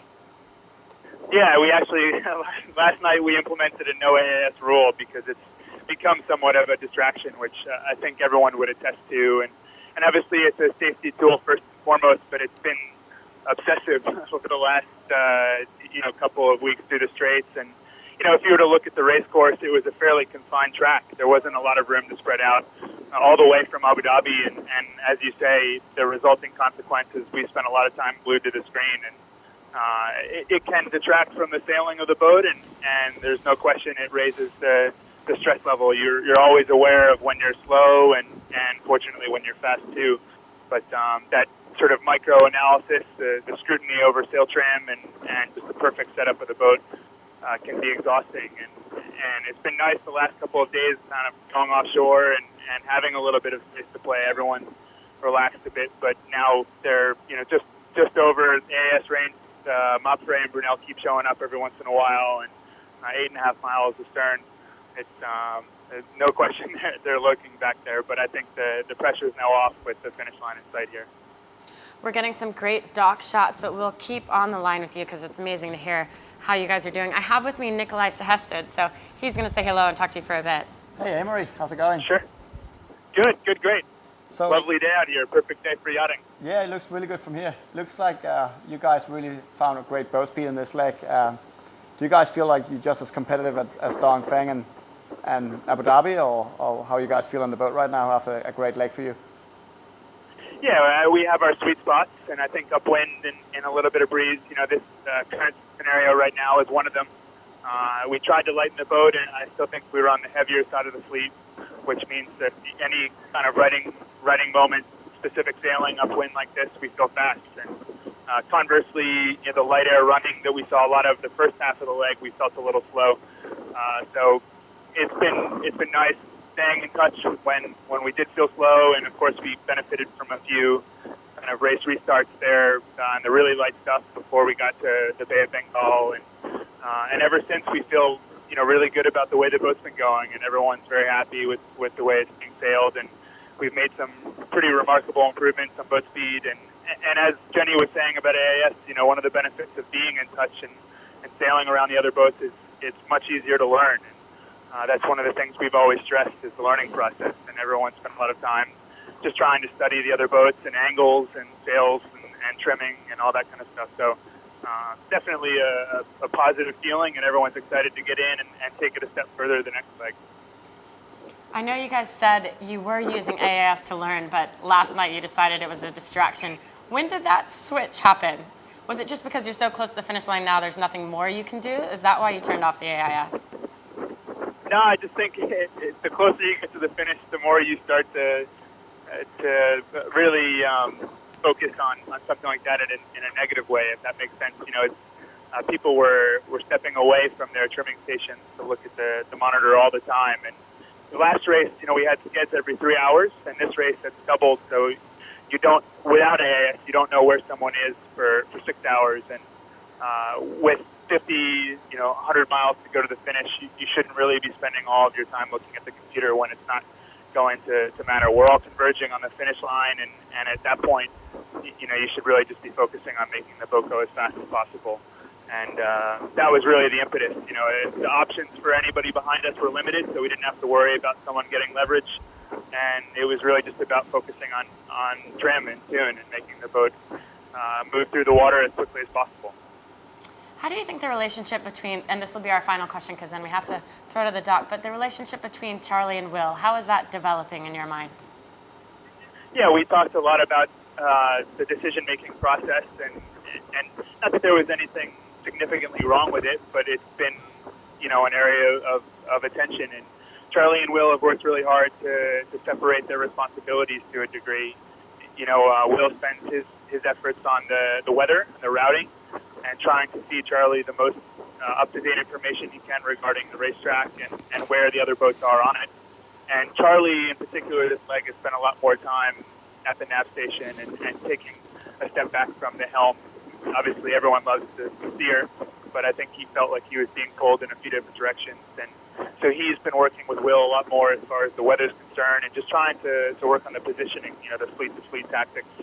And the two of them over the course of the last couple of weeks have really developed a dialogue. And I think some confidence as well. You saw us when we left Singapore there. Was it Singapore? Or no, sorry, I left Vietnam, the coast of Vietnam. Maybe the beginning of this leg, we would have waited for someone else to do something before reacting. But you guys talked sort first. of very reactionary sailing. And this time it was us who made the first move, and it produced a pretty nice couple of skets there with some big leads. And it's that confidence that Charlie has now from working with Will and understanding the big picture stuff that's been a big boon for the guys. Amazing. Well, huge congratulations to you guys, and hopefully it all goes well, that you come in on the podium and the podium finish. And we'll let you go now, but we'll talk to you soon. Thanks, Amo. Sounds great, Jenny. We'll see you shortly. Okay, I think we now have Jo Pickard down on the dock. I think she's got an Abu Dhabi Shore team member with her. Jo, can you hear us?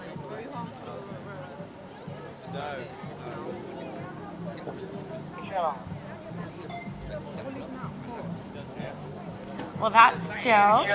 Beautiful face of Jo, but I'm not sure that she can actually hear us. Welcome to Sanya here, the southernmost city, of course, of Hainan province. And I'm joined with Alex Higby from Abu Dhabi Ocean Racing. Alex is reserve crew and of course shore crew for Abu Dhabi Ocean Racing. Thank you very much for talking to me, Alex. So, second place. Ian said all he wants to do is stay on the podium for the whole of the Volvo Ocean Race this edition, and he's certainly doing it. That must be a bit of a good news today. Yeah, I think we'll be pretty happy with that. Boys sailed pretty well. No reason to be unhappy with that result for sure. And how do you feel kind of watching from the dock and watching from the shore as the guys go out to sea? Is it quite a nervous sort of moment watching the tracker every 6 hours? I think at the start of the race it was a little more like that, but I think we're very prepared, and you lose a little bit of sleep the night before just thinking wondering if you've crossed all the, gone through everything completely, but now that we're into leg 3, leg 4, it's we're into the groove, and I don't think there's too much nervousness. The track is interesting. We have enough internet to get hold of it wherever we are, but you just got to trust the guys doing the best they can, and we've given the boat the best condition for that job. A maintenance period is slightly cut down in China because the leg's taken slightly longer than what they thought originally. Is that going to be a problem? We kind of preempted that and serviced a few more items than we probably would have normally in Abu Dhabi to make this stopover a little easier for us. So we did expect it, but it's going to be a little bit push, but that shouldn't be a problem for us. And our reserve crew for Abu Dhabi Ocean Racing, last question, because I can just see out the corner of my eye that Abu Dhabi is just clearing customs and will be making their way to the dock in a minute. You are reserve crew to go on board at any point during the Volvo Ocean Race edition this time. Is it quite hard work to be able to obviously be shore crew and maintain the fitness level and everything that you need to be able to go offshore? Just work the fitness side of it, working around the normal work schedule, and Ian's good at, he tries to get me on the boat at any opportunity he can, just to, I guess, get me ready for if that day does come. But it's not too strenuous, but definitely a few early mornings to get to the gym before I have to be at work. So. Do you think you can ever be prepared to go offshore? Tuni always tells me ready for jump, so I don't know. I always know where all my stuff is in case I need to stuff it into a bag and go. So. Well, fingers crossed that happens for you. I know that it's one of your dreams, mate. We're going to pass back to Jenny now in Alicante, and hopefully we'll see you on the dock very soon. Oh, we'd love to as well. Thank you, Jo. And Alex, the shore team member. Now I'm just hearing we actually have a great video of you on the dock in Cape Town. You had just been initiated in your first doldrum ceremony. The big part of that being that they shaved his head. Let's take a look. They call that something. Having been punished by King Neptune when crossing the equator, Nikolai, Tom and Peter are taking time to get their look fixed in a very special place. Good evening, Mr. Cubs. Nikolai, nice to meet you. Yes, and you. Looking nice, good handshake. Oh, thanks. Mr. Cobb's barbershop has been helping the dishevelled offshore sailors with their look since the Volvo's ancestor, the Whitbread round the world. It's going to be me in 10 years. No, actually, it's going to be me in 6 months after you've done the Volvo. That's going to be me. For Nikolai and the boys, signing their name into the legendary guest book makes them part of history. You don't just go in and get a haircut and get a shave. You go in and you get a history and you stay there for 2 hours. Please sort this one out first.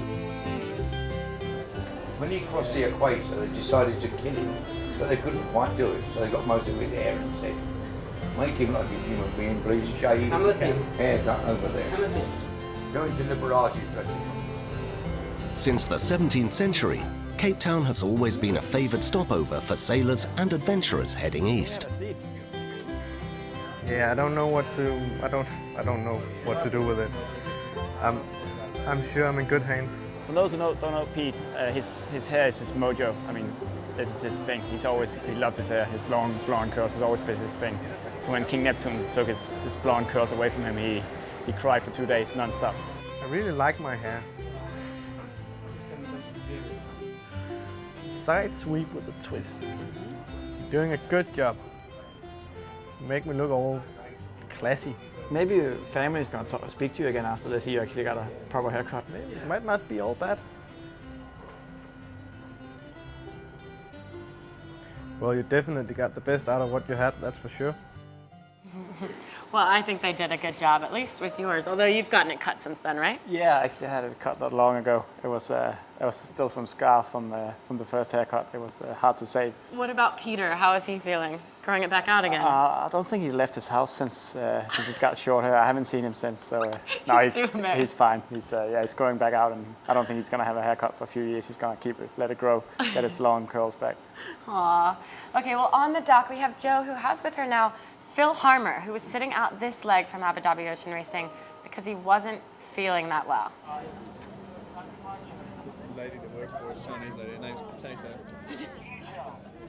Welcome back to the dock here in China, and of course, welcome back to the dock here in China, and of course, I'm joined with Phil Harmer, aka Wendy, from Abu Dhabi Ocean Racing. Welcome back. We've missed you on this leg. How has it been watching from afar? I don't think they missed me at all, but it seemed like it was the best leg of the race to miss. Yeah, it was a pretty tricky leg.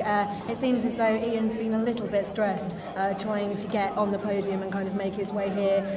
There's a lot of big decisions in there and a lot of obstacles. There are, yeah, and it's a tricky bit of water to sail in, but the guys did a great job, and Ian would have been highly stressed as usual, but yeah, him and Sci-Fi did a great job with the navigating, and the guys did a great job sailing. So talk to us a little bit about your recovery. You've taken the leg off. You weren't feeling on top form, and the team took the decision to put Neil MacDonald on board for this leg to give you some recovery time. How are you coping? Yeah, pretty good. I've managed to get a bit of weight back on, and it seemed like Neil needed to lose a bit, so it was a good leg for him to do anyway, so it all worked out well. Yeah, I didn't want to mention that weight gain, to be honest. I thought it was a bit rude. Well, we'll judge Neil's weight gain when we can see them pulling just off there now. So I'm going to pass back to Alicante. Sorry about that, Jenny, a bit of a short interview, but we have got to welcome Abu Dhabi Ocean Racing, of course, the second place for leg 3 of the Volvo Ocean Race. Back to you, Jenny. Thanks, Joe, and great to see Phil. He was actually with the winning team last time, Groupama, with Green Dragon as well before that, so he's got some experience with the Chinese team as well. But it's got to be a tough, now as well, it's got to be a tough time to sit out and watch your team sail or watch the other guys sail. So I always think it's great to see them happy on the dock, getting back on the next leg. Especially for him, he knew Neil could step in his shoes and do a good job there. Yeah, there's no doubt he prefers to sail if he could, but I think it was a good call just taking a bit of rest, and then he seems to be ready again to jump back on the team. He's definitely a big asset for the team. We even know he looks thin now. We know he lost 22 kilos, I think, on the last leg being sick, and then from now he doesn't seem to have put back on 20 kilos. It's a lot of weight. I don't think he gained 22 kilos in a few weeks. I think it takes a bit longer, but he looks a lot better, and I'm sure he's fine to come back in. Yeah. I hope so. It's got to be mentally and physically challenging, though. We're now only 3 legs into what is a 9-month-long race, so there's still a lot more that could happen. Yeah, I mean, it's a really tough race physically. The body's under a lot of stress nonstop. You lose weight and you don't get much sleep. And when you do get sleep, you don't get the heavy sleep. You just sleep for 20, 30, 40 minutes, and then you wake up again. So you never really get to rest. And it's taking its toll on the body. But you'd be fine. It's only for 9 months. Yeah, the watch systems, especially on a night like the other night when they're tacking the whole time, don't allow much sleep at all. We can see Abu Dhabi Ocean Racing, I think, is in the position on the dock where Dongfeng went through customs. So it must now be Abu Dhabi's time to go through customs before they'll then get to essentially pit row of the dock-ins of the teams. But kind of an interesting thing to think about that they've sailed now through past 10 countries. They're getting into another country. They then have to go through customs, passports, everything like that. What's that like? Yeah, it's you can't really skip the rule. I mean, we always bring our passports, and you always have to, follow the rules of the countries you visit. But for example, for us, it was pretty crucial. We had our passports, so we were able to fly out of Mauritius. So yeah, you gotta keep doing all the things and follow the rules, and it's part of the race, and it's also a fun part of the race from time to time. And then interesting as well to see the shore crew get right into it here on the dock. None of those guys were sailing on the leg. They are shore crew of Dongfeng race team, and they're going for it. So what are they doing? Just the beginnings of systems checks? So basically the shore crew comes in as soon as the boat is parked, and they take over the boat, and they have a big job. And now first checking all the systems, and then like creating a work list. They probably already have a work list from the sailors. They probably emailed it back during the leg. But they have a long work list now of stuff that needs to be taken care of on the boat. A few things of, taking some damage, and also the things that seem to be fine, they need to be checked. You don't race with anything you haven't checked 100% before leg start. So the shore crew is a crucial part of the race, and you wouldn't have a winning team without a strong shore crew who make sure the boat is 100% all the time, and you don't have any failure in the systems. So let's talk through that process.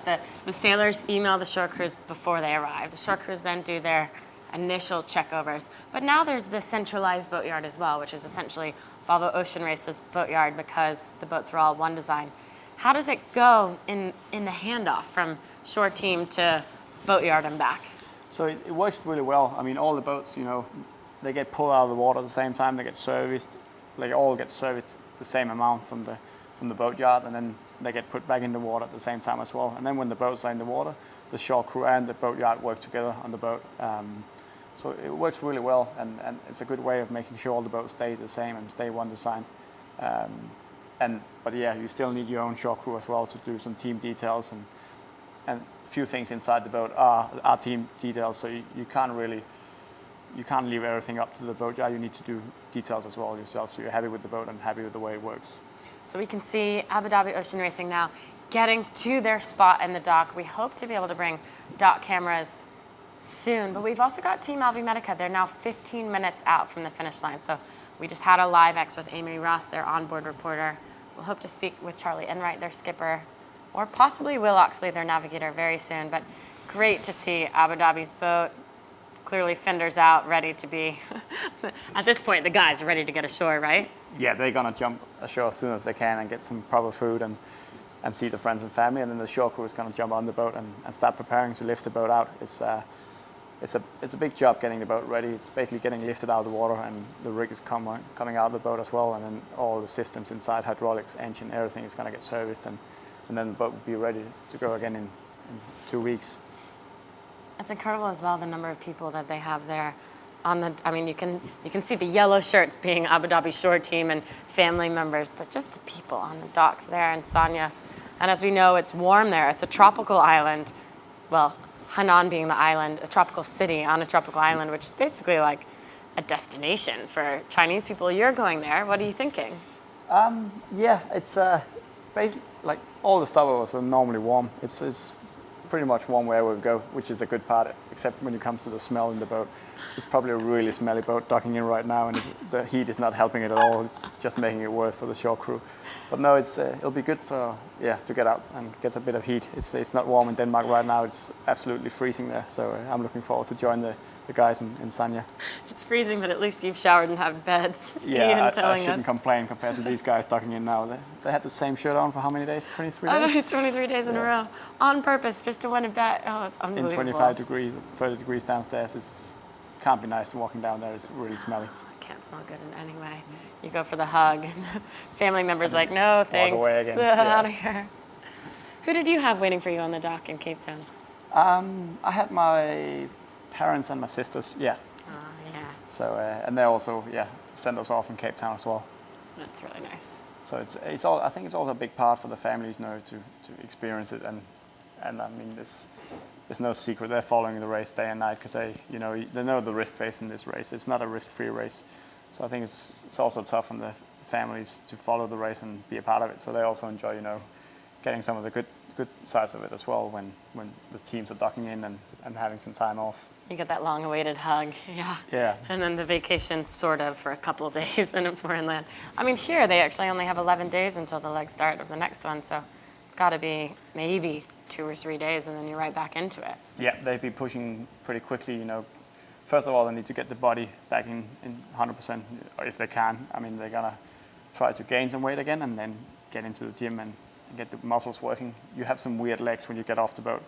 Like, you'd be thinking that we're working hard, and they do work hard, but you're not walking a lot and you're not using your legs a lot. So when you step off the boat and if you go for a run or a small bike, it'll be weird. I mean, your legs are not really working and the muscles are a little bit cramped up. So you need to work on that pretty quickly and prepare your body to get back out racing again in 11 days. We don't even think about that. I mean, you are walking around, but it's a tiny boat and it's not that far.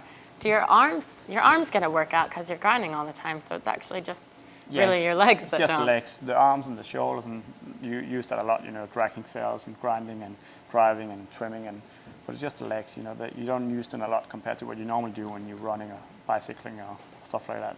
How much time do you spend on in the gym, in the stopover, or any? You do spend time in the gym. Of course, you can't, wore yourself out.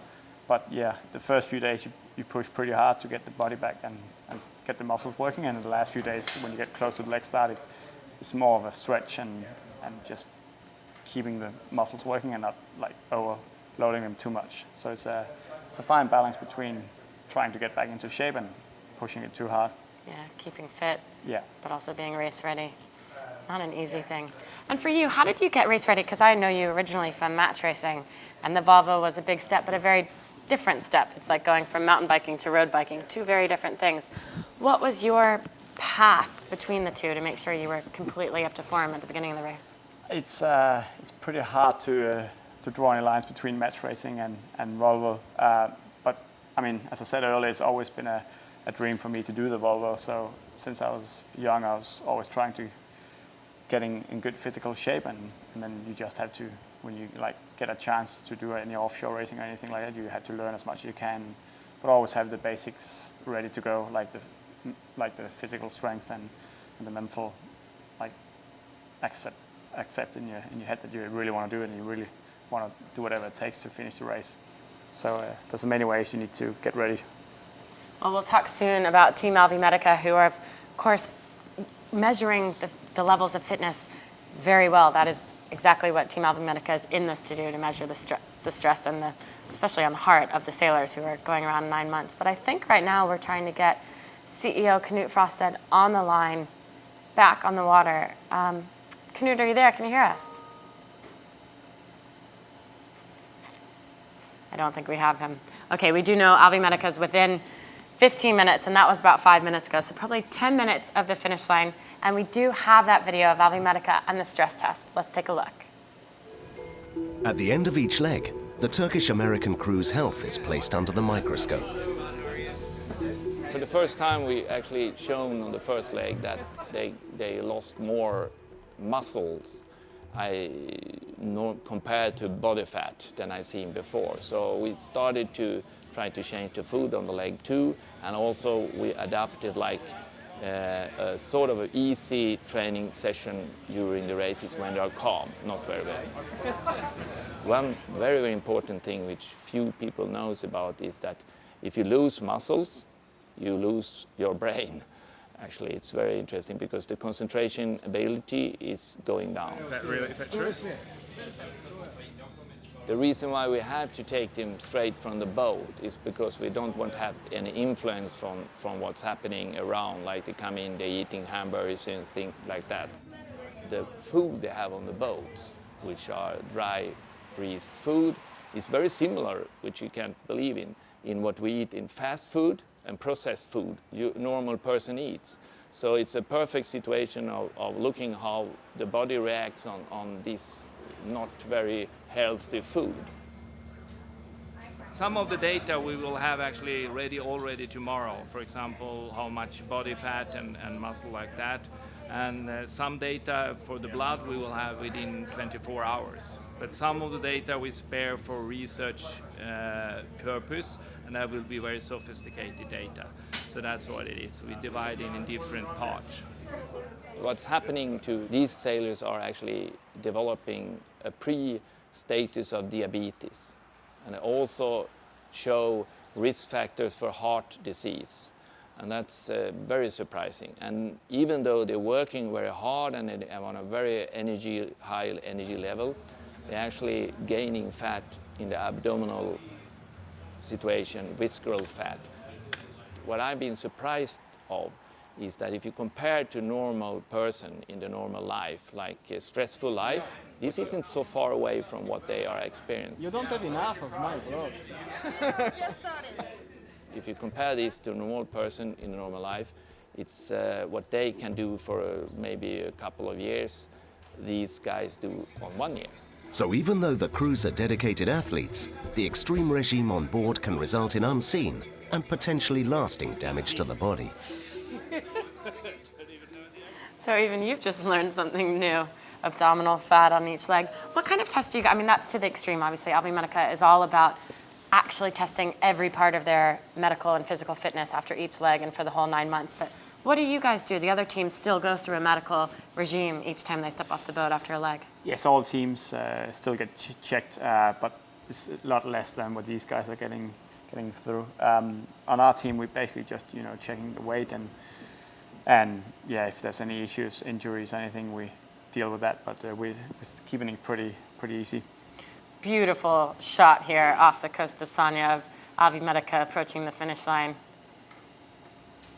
That's incredible, and look at those buildings. It's pretty easy to see you in China right now. Definitely looks like China. So they're close now. They just need to get around the corner and do one tack, and then they head to the finish line. And the flotilla's gotten a bit smaller, so perhaps it was a big Chinese contingent earlier, bringing in the home team. Yeah, it must have been a big day for China. The first victory for them in the Volvo. That's pretty amazing. And the first victory for that nation in the Volvo. They've now had 3 teams. They had Green Dragon. Last time they had a team called Team Sanya. And this time, this is the first leg victory for a Chinese team at all. So a huge win.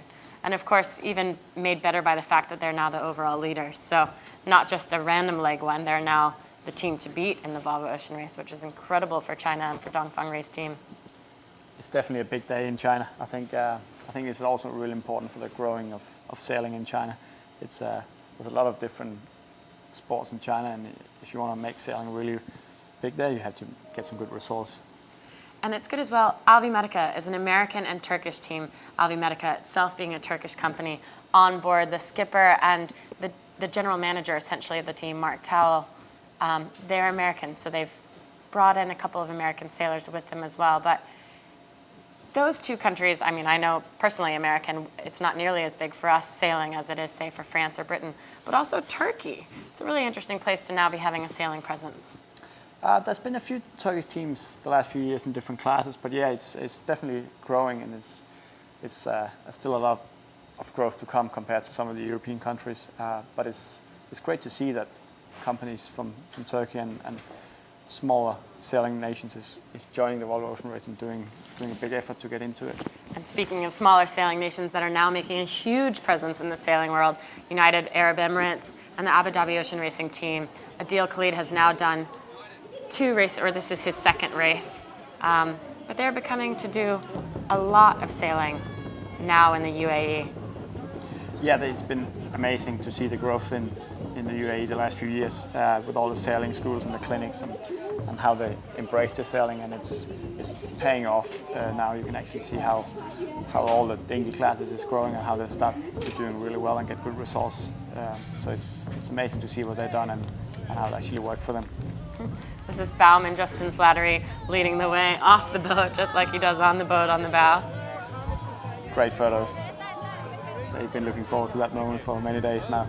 Many days. And LA, it's like they're landing in Hawaii.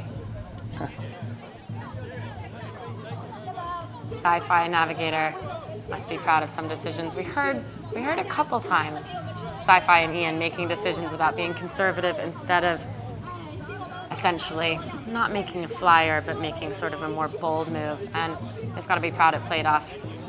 It's always a hard call to decide if you want to play the wind or you want to play the fleet, and it's a difficult decision in the Volvo. And but yeah, it seems to be working well for Abu Dhabi to play the fleet a bit more than the winds and the course. So, but yeah, it's a fine line between being too conservative and still, gambling and might get the win.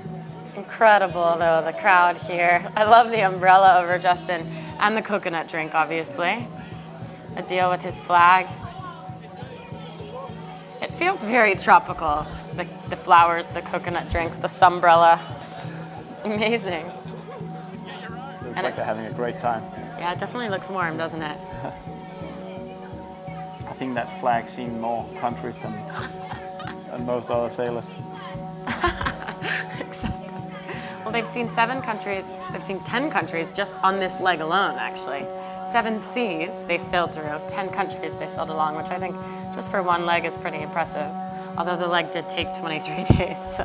It was a long leg compared to how many miles they sailed. Yeah. They had 3 days of going about 20 miles, which was unfortunate for everyone involved. That can get really frustrating when you're sitting out there and you're not moving. It's hard mentally to stay focused and stay happy. Here we go, Alvi Medica approaching the finish line. We can't quite see the white mark of the Volvo Ocean Race finish yet. The finish line for this leg, the first time and the only time that the Volvo Ocean Race uses a lighthouse as part of the finish line. So half of the finish line is on land, the other part of the finish line being that white mark that we saw earlier. Alvi Medica yet to tack, though. As you said, they have to tack. They're on starboard now. Sorry. They have to tack onto port for the finish, correct? Yeah. Yeah, I'm not sure if the breeze lifted enough so I can actually make it, but... It kind of looks like it might have. It was like the direction we were looking at earlier was a bit different than this, but our camera may have moved as well. It's definitely looking like they're already celebrating a little bit, but they got a good breeze and they're getting there really quick. It's only about a few minutes now until they finish. And still a good number of motorboats out there, actually. Plenty more breeze than there was earlier, in fact. So that's helpful. Yeah, they got a lot more heeling on the boat. I would imagine they had the keel all the way out, and they're still heeling over quite a fair bit, so it looks like a 10, 12 knots. And as they said, they're the team with the most stackable weight, which is true on the data that I saw. They have the most stackable weight by like 100 pounds, actually. So quite a clear decision to go stackable, and as they said, when they're fully stacked and reaching, it's good for them, and they've seen good numbers. But when it's light air, which much of this leg was like, it's not necessarily, you don't want to be dragging along a lot with you. So it's like going downhill on a bike. You want to have more weight, but then going back uphill or even just normal, you wouldn't necessarily want to be carrying extra. No, exactly, and people's often asking, like, how can 100 pounds matter on a big boat like that? But they have to remember that you're not just racing for 10 minutes, you're racing non-stop for 23 days. And if you can somehow, gain 10 length within 23 days, you want to do it. So it really matters all the way down to a single kilo on the boat. Beautiful, the landscape there as well. The mountainous, beachy part, I really like that.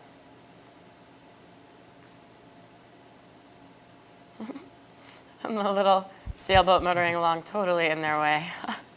It's a good picture of the speed that Volvo 65 is doing. Yeah. It doesn't take much breeze before it's going really quick. Really fast, yeah. I mean, and 10 knots is not necessarily that quick for them. What's the fastest you've gone on the Volvo 65s? I think we've been doing 35 knots, 34. Yeah, so it's got some speed potential, that boat. And we can see how slow this leg. Oh, beautiful pictures here as well. Getting close to the prize-giving ceremony for Abu Dhabi. But we saw on this leg a stat that said that the most miles sailed in one day was by this team, Abu Dhabi Ocean Racing, and it was only an average of 14 nautical miles per hour over 24 hours, which is not a very good average. Now, if you compare it, for example, leg 1, I think that was pretty close to 22 knots an average over an hour. And it was you guys, wasn't it? No, I think it was Dongfeng who had the Dongfeng. speed record. Yeah, so it's 14 is not really quick. And here's Alvi Medica approaching the white mark. Between us and the white mark, the finish line of leg 3. Alvi Medica, the Turkish-American team, taking home their first podium win. Crossing the line, Alvi Medica, huge props to that team. Charlie Enright, the skipper, hasn't even done a Volvo Ocean race before, now skippering and on the podium in leg 3 in 3rd place. Very proud, and here they go with the Bearway. They're gonna furl up their sails. It's gotta be a big relief for them. They've proved they can do it. They can play with the big teams who have been essentially the teams they've been learning from this whole time. Absolutely, and also, you know, looking at them the last few days, they've been pushing really hard. They've been all hands on deck the last few nights when they did the tacking duel, and it just showed how much they really want this and how hard they've been fighting for that third spot. And I think you're right. They seem to have a new kind of invigorated presence this leg. They were very much more serious than they were the previous legs, and I think it helps first that the boats were closer. I mean, a closer boat equals you instantly feel like you're racing a bit more, but also the mentality. But it's a bit of a chicken and the egg. It could be one equal the other, equal the third a little bit. Yeah, and this leg's also been really close between all the boats. It's a little bit different when you're like within sight of other boats. You're pushing really, really hard. You have to try to do that also when you're not inside, but it changes the game a little bit when you can actually see the boat next to you. And I think the last leg for Dongfeng, they had to slow down for a few hours, and that put them in kind of their own race. So we have Knut Frosted on the line. He helped get this team together. He helped find a sponsor, essentially. How proud are you, Knut, of them being able to make a podium finish on just leg 3? It's great. I mean, I think it's. I follow these guys, in particular Mark and Charlie, since I first met them 4 years ago, and it's great. I think what they do more than anything is that they make other young sailors realize that it's possible. You know, like it's an opportunity out there, and by working hard and you know, training hard, staying focused, you can do well. And I think sometimes in sailing, as in any other professional sport, it's this kind of thinking that you have to have, you know, 5 Volvo Ocean races behind you and be a very experienced team to have a shot at it. But it's not true. You know, I mean, I think young sailors can do extremely well, and just having the right people, you need some experience on board. But it's great to see Charlie and his team of young sailors doing so well on this leg, and I think now this will boost their confidence even more, and they've stayed in touch with the leading pack the whole way, and who knows what will happen in the end. Maybe this is one of the top boats. It's kind of amazing as well because of the one design rule and the box rule of the Volvo Ocean 65, they don't have to come into it and design their own boat, essentially, and find designers. Do you think they would have been able to even put a team together had they had to do that? I think they could have. I mean, you just need to apply more expertise, and you need more funding, you need more time. But this is one of the beauties of one design, is that it eliminates all those differences. We want the race to be won and lost on the water, and that's what it should be. Very true, and this one was definitely a win for Alvi Medica, getting onto the podium. The next step will be even better, but I know that they've got to be proud with this 3rd place, especially in such a tightly fought leg. Yes. No, I think they should be very proud, and I think now they've been consistently improving. You know, they've been strong in some of the import races. They've been strong in parts of the legs. In the beginning of leg 2, they were very strong. They were really in the lead in the beginning and had a very good boat speed. It was commented by a lot of the other teams. This leg, they've been consistently staying with the top pack and have been very fast. I mean, there's some good sailors and teams they're keeping behind them, and this has been a match race the whole way. I mean, it's very impressive. We were talking earlier, Knut, about the weight placement and about bringing extra stackable weight to then be able to stack in reaching conditions, or bringing less weight like Brunel so that in the light air you're faster. Where do you stand on that status? Well, I think, what we looked at the numbers, and in fact, Alve Medica has been a little bit on the heavy side compared to the others, so how much weight they've taken. I spoke to their team manager yesterday, Bill Erklands, and Bill told me that his guys are taking more food all the time than everybody else. And maybe that's true. I think it could be a good thing. I mean, there's nothing worse than having too little food. But they seem to like to eat a lot, and I know they have some serious medical teams following them and doing research on them to make sure they get enough nutrition. So, but in the big game, I mean, to take more weight, as long as you have a leg where the boat is heeling over, is most of the time very, very efficient weight. It's really very efficient weight. So you have to plan it. It's very few legs where you can see it's so light that I really want to go light, I think. And it will be interesting to hear. I think, if I'm right, that Brunel was the lightest boat going into this leg. Yes. And I think Alve Medica was the heaviest. So that will be interesting to ask Bowie what he thinks about that. Bowie Becking, who was the skipper who took less than everybody. And if he thinks that was a benefit, or was it a mistake, was it a good thing, or does it make an impact at all? But we are talking about a difference of 100 to 150 kilos. There's a bit of weight difference. And obviously over a long period, 150 kilos is quite a bit. It is, and we know Brunel is the team that's now run out of food twice, so it would make sense if food is at least one of the things that Alve Medica is bringing a bit more of. We haven't actually ever heard that team have food issues or have reserve issues of food. No, I think they like food, and the Swedish medical professor who's following them, he was following me when I did this race back in the 90s, and he kept taking blood samples to find out we were not losing weight, and he was crazy about it, screaming and yelling that we had to eat more all the time, eat more. And I think there is something seriously smart about that, because this race is so tough on the body and it's so tough on your mind that if you start burning muscles because you don't have enough calorie intake, then you get weaker, and obviously you don't perform very well. Yeah, and we hope that's not the case. And in fact, with Alve Medica, we heard that in their medical stress, they were told that they had gained some weight in the leg, at least abdominal weight, and I think it was because the leg was relatively light, so that's got to be a funny one. Yeah, that's a funny one. Are you still out near Alve Medica, Knut? I am not anymore, because I'm just gone into the marina. We're going to pick up some more people we're going to have with us on the way out. So I'm just in now, but I will get out again, and now I'm also going to head out offshore to meet Mapfre and Brunel. The two boats that have the closest battle of all. So that's going to be interesting. Such a close battle. Could you see them earlier when you were out with Alve Medica, or were they too far away still? They were still too far away. It's a bit hazy. It's a bit hazy here, so it's difficult to see more than 5, 6 miles, and I think that's just about the distance, so we couldn't see them. But I'm sure we're going to see them when we get out now. Absolutely. Okay. Perfect. Thank you so much, Knut. We'll let you go, and then we'll meet you again when they get to the finish. We hear they're about 20 minutes out, Mapfre being still slightly in the lead, but not by a lot over Brunel. Exactly. Thank you so much. Thanks, Knut. Okay, so Alve Medica navigator Will Oxley, like we said, you get a couple of days off after a leg.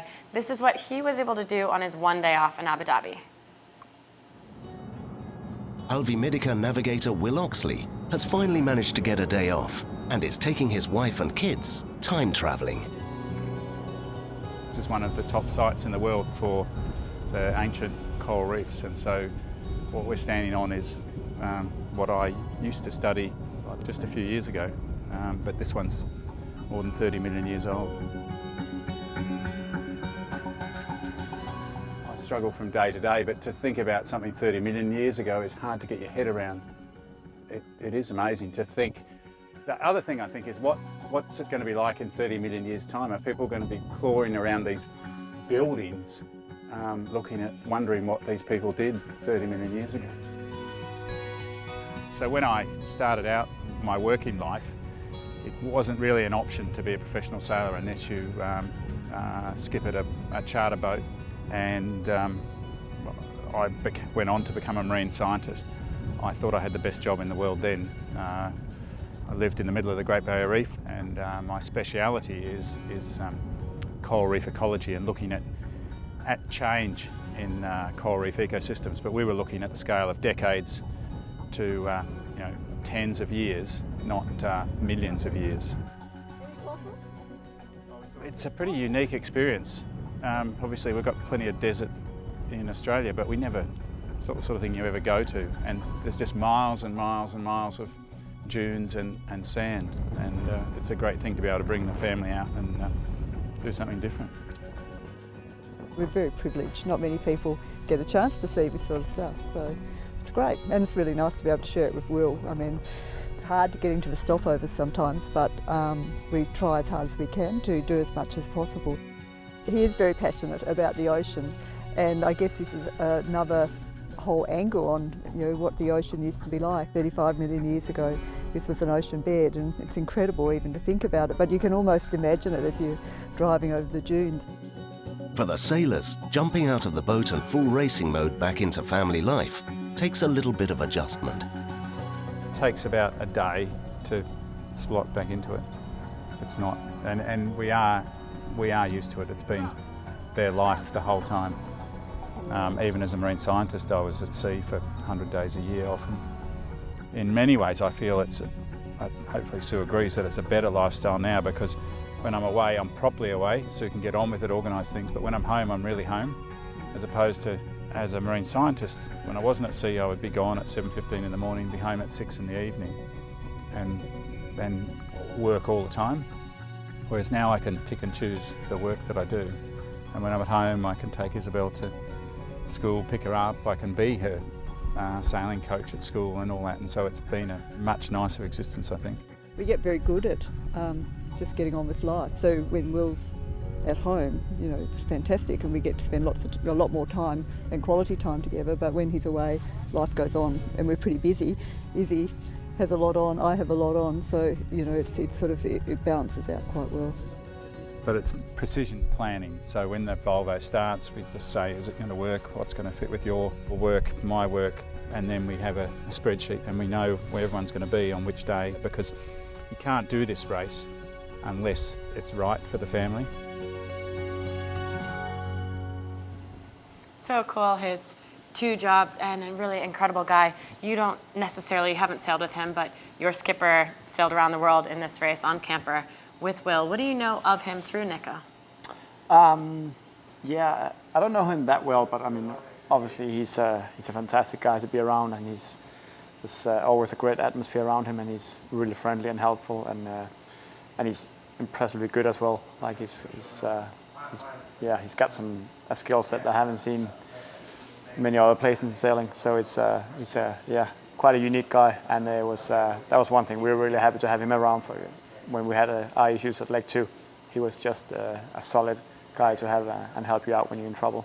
Yeah, we started calling him the professor because he really was able to explain everything, and on that team he really does seem to explain all the time. But right now, let's take a look at the tracker. We hear they are only 20 minutes out. The 2 boats duking it out for 4th place, less than half a mile from each other, and I think less than 20 minutes out. There's Montfray doing 13 knots. Just behind them, but probably just on their line, because Montfray will be doing everything to keep them behind them. Team Brunel.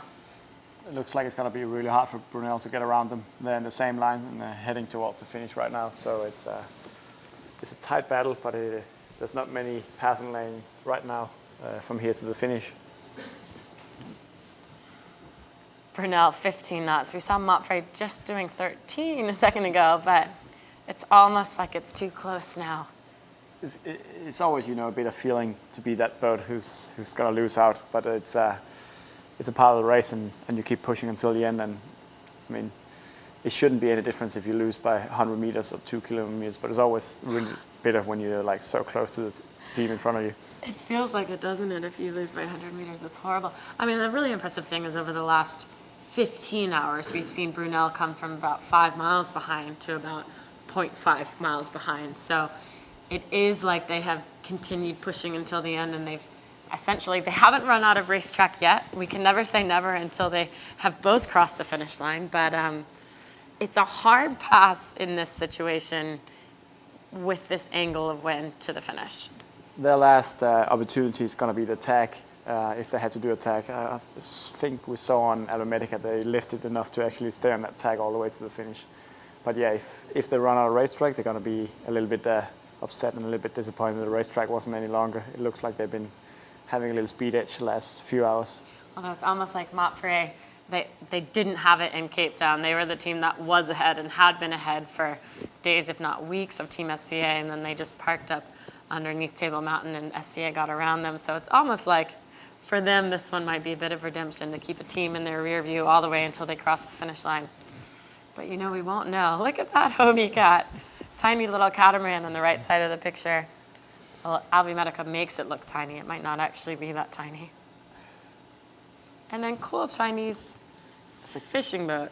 I think they've seen a lot of those fishing boats the last few days. It's been a busy few days getting through without hitting any fishing nets or boats. I think we thought when they were on the coast of Iran and then along the coast of India that would be the most fishing boats that we saw. We heard there were 300,000 fishermen and fishing boats off the coast of India. 300,000 is an incredible statistic. And yet it sounds like the Vietnamese coast was actually the worst by far. But mostly I think just because they had to do so much tacking. On the other coast they were more straight line sailing with lots of fishing nets and fishing boats, but here they were tacking every 20 minutes to half hour. Yeah, and it's a little bit easier as well when you're sailing with the wind to avoid fishing boats. Like you can change course up and down and get around them. When you're on the winds, you only have one way you can go, either tack or you have to bear away and sail below them. So you're a little bit more limited when you're going upwinds in your maneuvering, which is also make it a little bit harder for these guys that have to tag each time there's a big container ship in the way. The Hobie cat a little bit limited in their maneuvering as well, which is actually quite funny. They, you know, we do have a LiveX, only the picture, but on board Mapfre, we're seeing visuals, and clearly they are quite stressed. I mean, as we've said, nothing is over till it's over, and the fact that they've got a boat breathing down their necks just half a mile behind them and they've still got 20 minutes to go. There's a lot on. God, there's a lot of spaghetti of ropes right now as well. They are working hard. It seems like they've just done a peel from the jib to the froe. You can see the jib was coming down in front of the boat and the sheets were coming off. So it seems like they just changed to a different sail, which could explain the speed difference.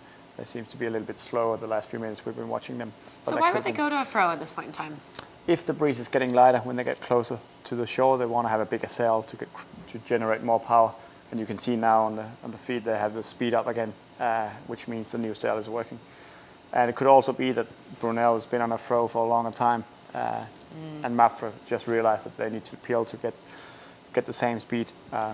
It's hard for us to know exactly how long Brunel has been on the froe. And we're still seeing massive speed differentials. Brunel doing 15 plus knots and Mapfre only doing 13 knots. So this, I mean, we were maybe calling it too early that this could almost be over. This is not at all over, it looks like.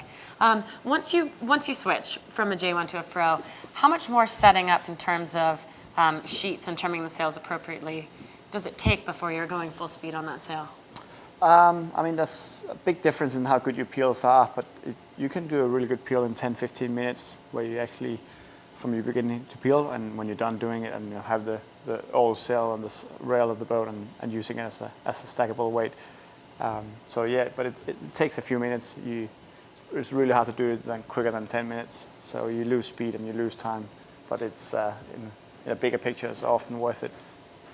It's almost like the setup from Cape Town. I mean, I know it's not, but we've got this mountainous landscape. They don't want to get too close to it because it's lighter in there. They are sort of sailing around it. Brunel slightly on the line of Mapfre, but they're probably not in their bad air right now. No, I think Brunel's a little bit scared of getting inside Mapfre because it could be really light wind when you get close to the mountain. So I think Mapfre picked the line where they think, okay, if you get any closer to the mountain, it's going to be lighter, and Brunel just have to follow that line. But yeah, they're definitely still gaining on them, and they have a speed edge. I wonder what sail Brunel is using right now. Yeah, agreed. We were only just seeing the live X from Mapfre, but we can try as well to get a live X with Brunel. It would be interesting to see if they're also using the throw and the full main, but we'll see in a few minutes. I do love this Hobie cat that is completely creeping on Alvi Medica. The one sailboat we can see in vision is a tiny Hobie cat taking photos with an iPhone. But here's Brunel now matching speeds on Mapfre, 13 knots. I mean, the nerves going on right now, that must absolutely be incredible. I think we've had 2 close finishes. This is actually the closest finish I think that we are going to have. One interesting thing to see is when they get up here, they need to start going on the wind to get to the finish line. And it's going to be interesting to see how the throw is doing. It looks like it was a little bit windy, but yeah, it might be fine, otherwise they wouldn't appeal to it. I'm sure they have a better wind reading than we have right here. And at this point, there easily could be a breakdown of some sort. We've seen 2 breakdowns with the J1s of both Dongfang race team and Abu Dhabi in the past 3 days, both of which only took about 20 minutes to fix, but 20 minutes is something that they don't have right now, which is, I think, right really now interesting. they only have 5 minutes maximum, so they are pushing hard, and you can see they're all working hard when you look at the live feed from the boat. They're definitely not feeling There was not a safe. person, No. yeah. Even the OBR actually couldn't speak to us. He could set it up, but he was doing other things, which is amazing. Lets you know that it is quite tight. I don't know the actual distance that they have to the finish line now. It was 20 minutes about 10 minutes ago, so it's probably 10 minutes out at this point in time. But as you can see, they have to go around the corner, lifting up. They were reaching, and they have to lift up onto an upwind course. I think we'll have an answer within 10 minutes. Looks like we're really close now. Exactly. They'll come into vision in this shot soon. There's not a lot of wind here, though, it looks like, where they actually are near the finish line. Alvi Medica, but that Hobie cat as well would be zipping around if there was much more breeze. Yeah, it looks like it's getting really light when they get around the corner. But as we know, it is offshore breeze today, which means the mountain is blocking it. Yeah, blocking the breeze. And it's also making it really shifty. So there's a few gains to be made still for both teams. It probably means the throw was actually the correct call, at least for Mapfre. Yes, it could be. It's really hard to see the angles and the breeze, but yeah, the throw is, you can go underwind with the throw and you can also reach a little bit with it. And if you get in trouble when you're underwind the throw, you can reef the mainsail, which means you make it a little bit smaller, and then you still be fine. So the cool part about this leg 3, it was the first time that the Volvo Ocean Race has sailed all the way from Abu Dhabi to Sanya. Last time they had to ship the boats for a period of time because of concerns about piracy.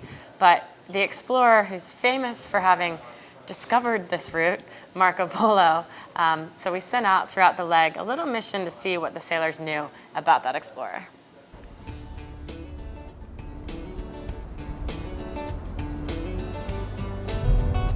Leg 3 of the Volvo Ocean Race is not just any other leg.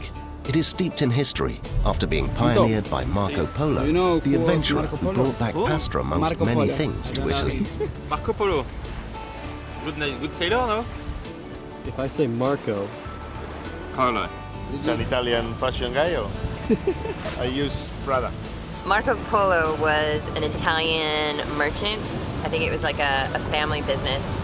And he's most famous for his exploration into the Eastern Orient and through the Middle East, and for bringing back spices and silks to Europe. What we know about Marco is that he traveled a very similar route, except the opposite way that we're going now.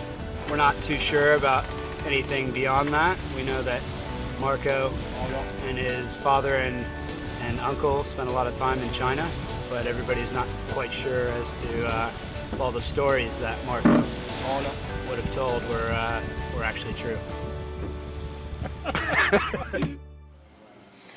Pretty funny, especially the game they were playing there at the end. Do you guys have that game? This is a game in the US where you're all swimming in a pool, someone yells Marco, everyone else yells Polo. Does that ring a bell for you? No, we haven't had that game in Denmark yet, no. I had to explain it here in the office.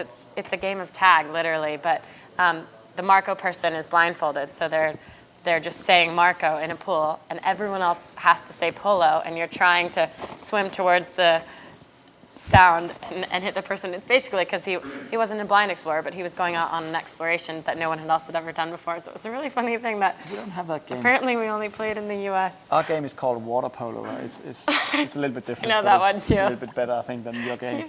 It's not quite as childish. I think we have Jack Lloyd, not who I was expecting, but race director of the Volvo Ocean Race.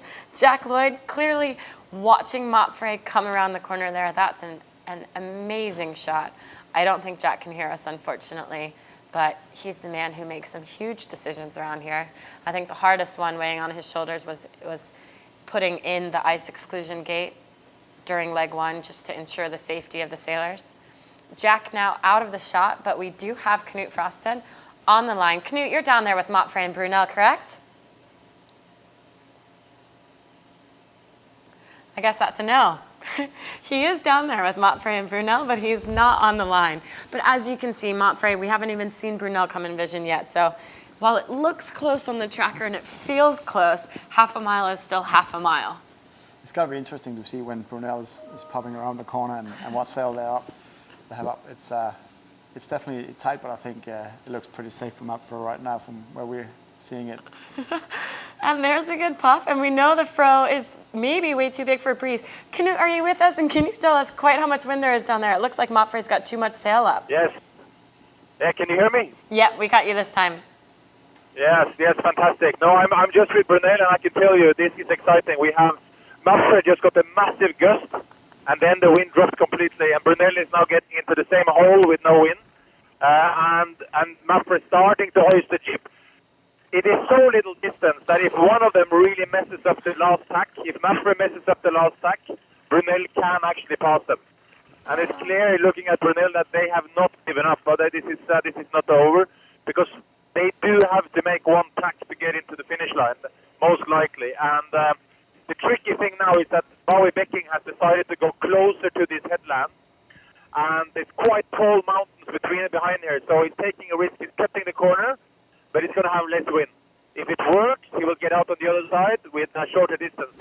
But already now, Mot Frey is out of the shadow from the land, so she's starting to speed up. And it looks like Mot Frey may be able to lift up all the way to the finish line. If she can do that, then they are in good shape. If she can't, they have to make a tack, and then Brunel will make the finish line. So it's not over, that's for sure. Incredible to see these two boats so close together.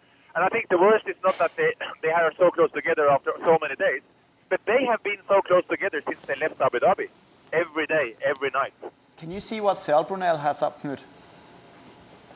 Well, Brunel is sailing with the fractional code 0.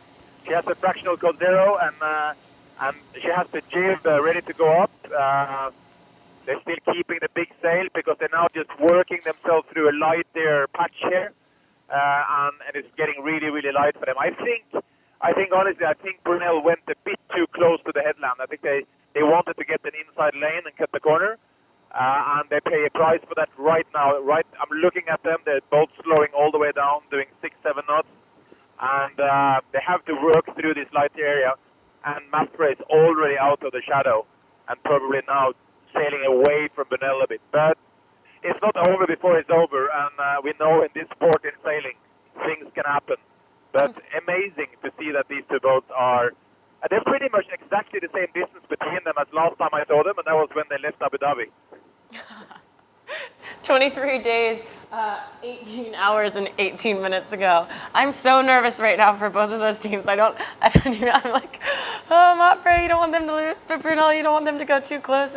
It's really amazing. We're seeing now Mot Frey in shot with the helicopter behind them. We still can't see Brunel, so we can't get an idea of quite how close they are, but incredible. Do you think Mot Frey is actually laying the finish line at this point, Knut? I think they are Mot Frey is keeping the big sail up, and that's interesting because Abu Dhabi and Alvimerica and even Dongfeng changed to a jib for the last part to be ready to tack. But the Spanish guys are going for it with a big sail. They have a big code 0, and they don't look like they've been thinking about hoisting a jib. So right now, Mot Frey is not laying the finish line. They're not laying right now. They just had a wind drop, and their bow just swung about 10 degrees to the left. They're pointing way below the finish line right now. this is good news for Bowie Becking because he's just getting the breeze. And I would say right now, Brunel is probably 2-3 knots faster again than Mapfre.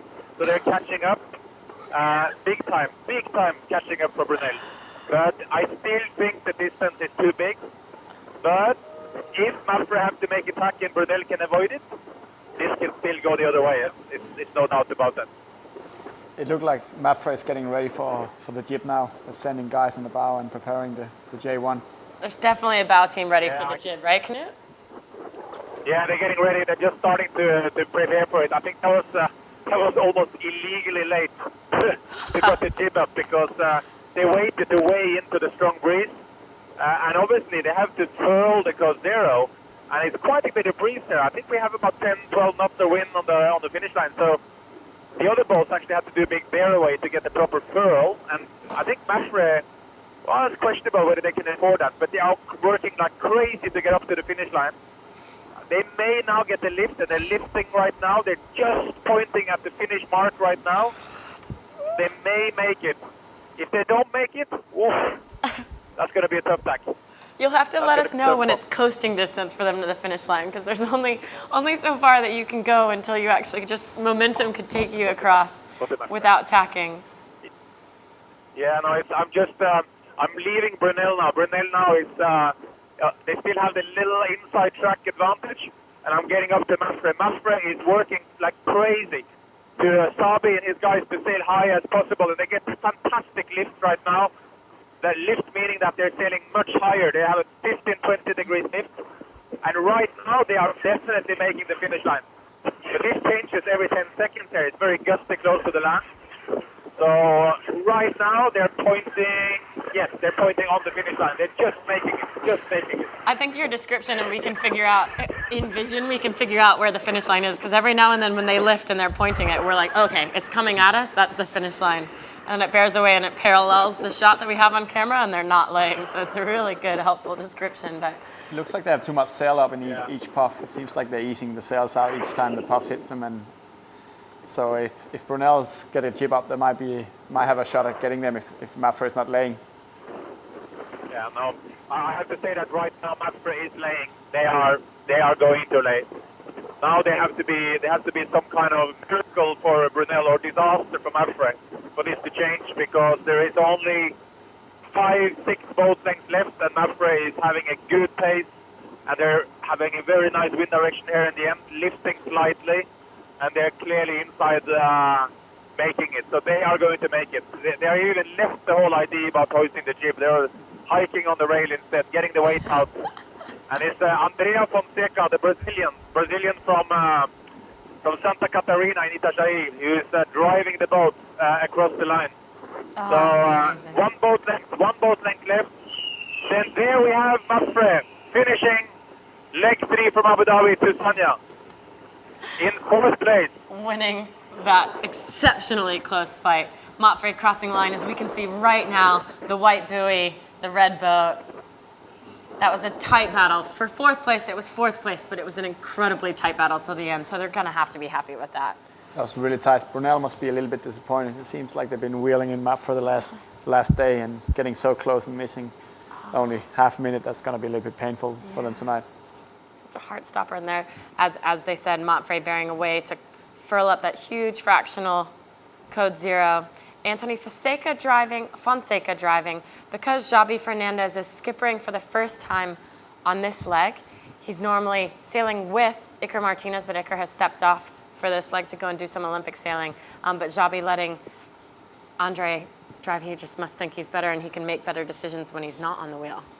Yeah, I mean, it's you need a lot of good drivers on the boats, because you need to be fast 24 hours a day, and all teams have a few fast drivers. It's not only the skipper or one or two. So yeah, there's definitely more than Sabi that's fast driving on the boat. We saw actually the same with Team SCA, Sam Davies skippering, but it was Caroline Brouwer who was on board driving the importer race. And here's Team Brunel. Such a close Must finish. be a little bit painful for them right now. It's almost heartbreaking there for them. So close after such a long leg, but that's life, and that's Volvo Ocean Race. it can be really tough and really painful. That's what they're there for, yeah, to fight till the end. You know, actually, surprisingly, I have seen really good, really positive things out of Bauer Becking over the last 3 days, and they've been... the finish line. There we go, Crossed the finish Knut. line there. Yeah, they just crossed the finish line. So I mean, that was. In fact, they were. Bauer was smiling. Actually, I think. Even though it's bitter to lose one place like that, they didn't lose it. You know, and the sailors in front of Brunel are sailors that Bowie knows more than anyone. You know, he's been racing around the world with Xabi Fernandez before, and this is not bad sailors. This is Olympic gold medalists on match race. So I think Bowie knows very well that he wouldn't pass them unless they really made a big mistake, and they don't make mistakes. So, but it's tough, right? Can you imagine? I mean, in the old days we used to race this race on time, you know, and losing a race with 1 minute like this would not matter anything.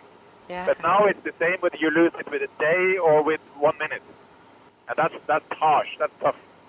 That is actually a very, very valid point that it used to be different than that. Oh, okay, sorry. We have a live X now with Mopfre, so we will try to go on board the Spanish boat.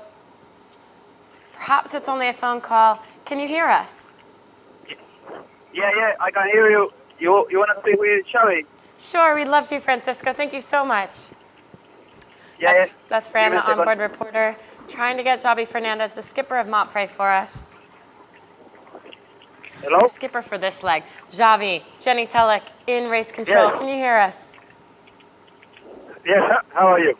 Wonderful. Congratulations on such a closely fought battle for fourth. Say again, sorry? I said congratulations on winning such a closely fought battle for fourth. Thank you very much. It's been pretty tight the last 2 days, and especially the last 24 hours when we have had Brunel like 1 mile from us, and always been a little bit quicker than us. We don't really know why, and it's been pretty hard to keep the position, and now we are very happy actually. Yeah, we saw that as well from here, but it looked like a little bit of match racing tactics, at least leaving the mark putting yourselves between them and the mark, at least over the last 24 hours. But how do you feel about your team? It was the first time that you were skippering on this leg, and it must have been a hard burden, but your team performed especially over the last 3 days. Well, it's a good feeling. Finally, I think we have as a team the feeling that we did quite a good leg. We started in a tough position because we lost some miles, and then we did all the Arabian Sea being behind. Then a big comeback, and we've done, I think, the middle of the race in second position, which was almost like being first because something was gone from the beginning. And then in Malaya we had a bad day, and, you know, we lost 2 positions. Abu Dhabi passed us pretty well, but the 2 positions we lost because fishing nets and stuff. So at the end we could take one more boat and do 4th instead of 5th, and I think it's a good feeling for me actually. When it's that close and with 4 teams, I mean, essentially the whole time down the Malacca Strait and the Strait of Singapore, it was the 4 of you guys battling out. How are you making the decisions? Is it tactical? Is it strategy? Or is it a little bit of where you have to tack when to even avoid shipping traffic sometimes? Well, it's a little bit of everything. Of course, Jean-Luc is on top of all the navigation, and I think I don't know. Altogether, we've been trying to sail as well as possible. With this boat, we already knew that it's so hard to pass one boat. It's like after Singapore, we exit Singapore 1 mile, or in 2 miles we were 4 boats, and was absolutely no reason to pass anyone. So we had to, after Singapore, split a little bit, do some lateral separation, which Jean-Luc was very keen to have, and then at the end pay off for 1 position. I think if we were not doing this tag a little bit later, we may end up in 5th position. So we knew how important it was to exit well from Singapore. We really wanted to exit there second, and as I said before, we had some problems in exit 5th, and it was looking not very good for us. So that's why we're happy with the 4th position. Do you have any thoughts about Dongfeng and why they might have been so dominant for this leg? Well, just to say congratulations to them because it's been very impressive. We were all together in a very light spot, I think day 2 or day 3, and it's obvious that they did well in this type of stuff. Be very focused and take every little bit from any cast, and they took 1 mile, then 2, 3, 4, 5, and then never stopped. So I don't know. It's been impressive. Then we had a couple of park cups, and they always managed to be 10, 15, 20 miles ahead. So there's nothing to say. Just congratulations, and hopefully we can have a leg like them in the future. Mm-hmm. This was the best that you guys have done in this Volvo Ocean Race. Do you think your team is starting to gel, and will we see more of you in the next legs? And that'll be my last question, then we'll let you go. Say again, sorry?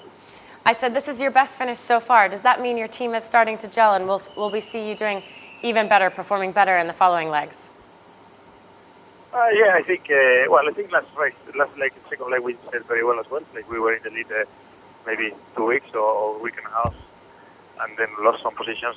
I think we're still not 100% prepared, and that's why we lose some opportunities sometimes. But I'm sure that we are selling better and better as a team, as individuals as well. We know the boat better, and I think we'll have some big conclusions after this leg as well. And I am 100% sure, as I was before this leg, that we are able to do anything good in the next leg. So that's why that's going to be our goal, to keep improving. And to prove this, we need to be in the podium. That was the goal for this leg. We couldn't manage, but it's still a good result. So hopefully next one we can be in the podium, and why not fight for the race. Excellent. Well, thank you so much, Xavi. Congratulations. A hard-fought 4th place, and welcome to Sonia. Thank you very much. I think now we also have Team Brunel on the line, at least on a phone call.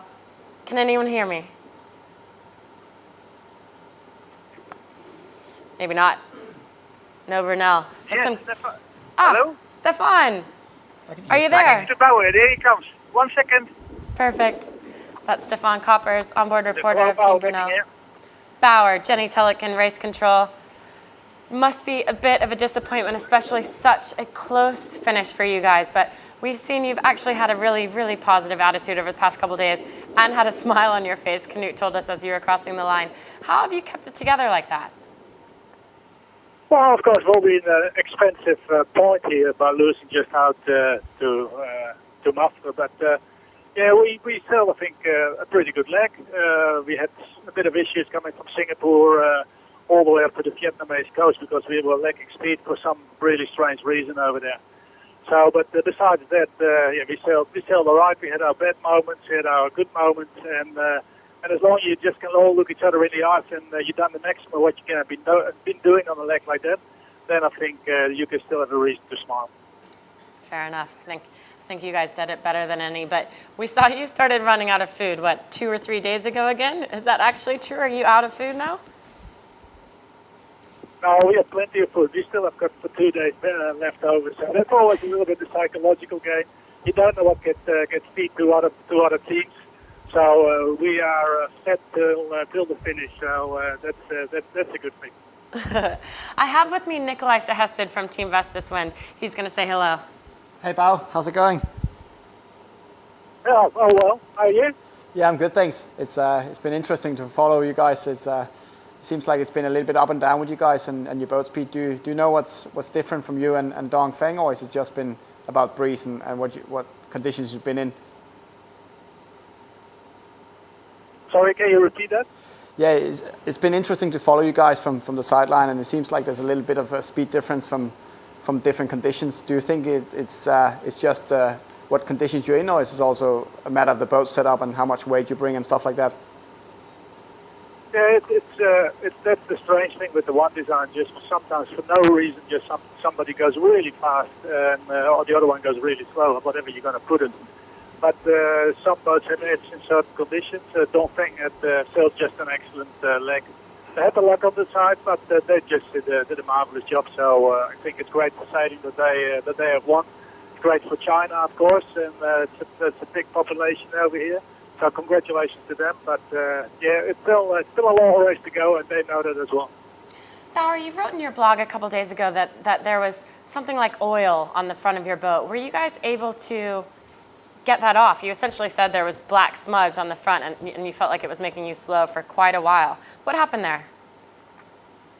in Singapore during the night, we sailed through a big patch of heavy oil, and the whole boat was just covered in thick, like really thick oil, which just what the crude oil they nearly call it.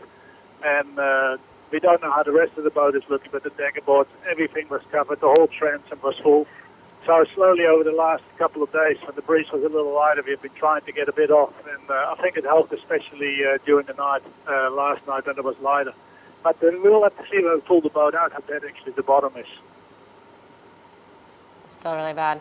And then I'll just have you touch on it, because you were the most vocal about it this leg, but also you've been around the world 6 times. You've seen this part of the world 6 times.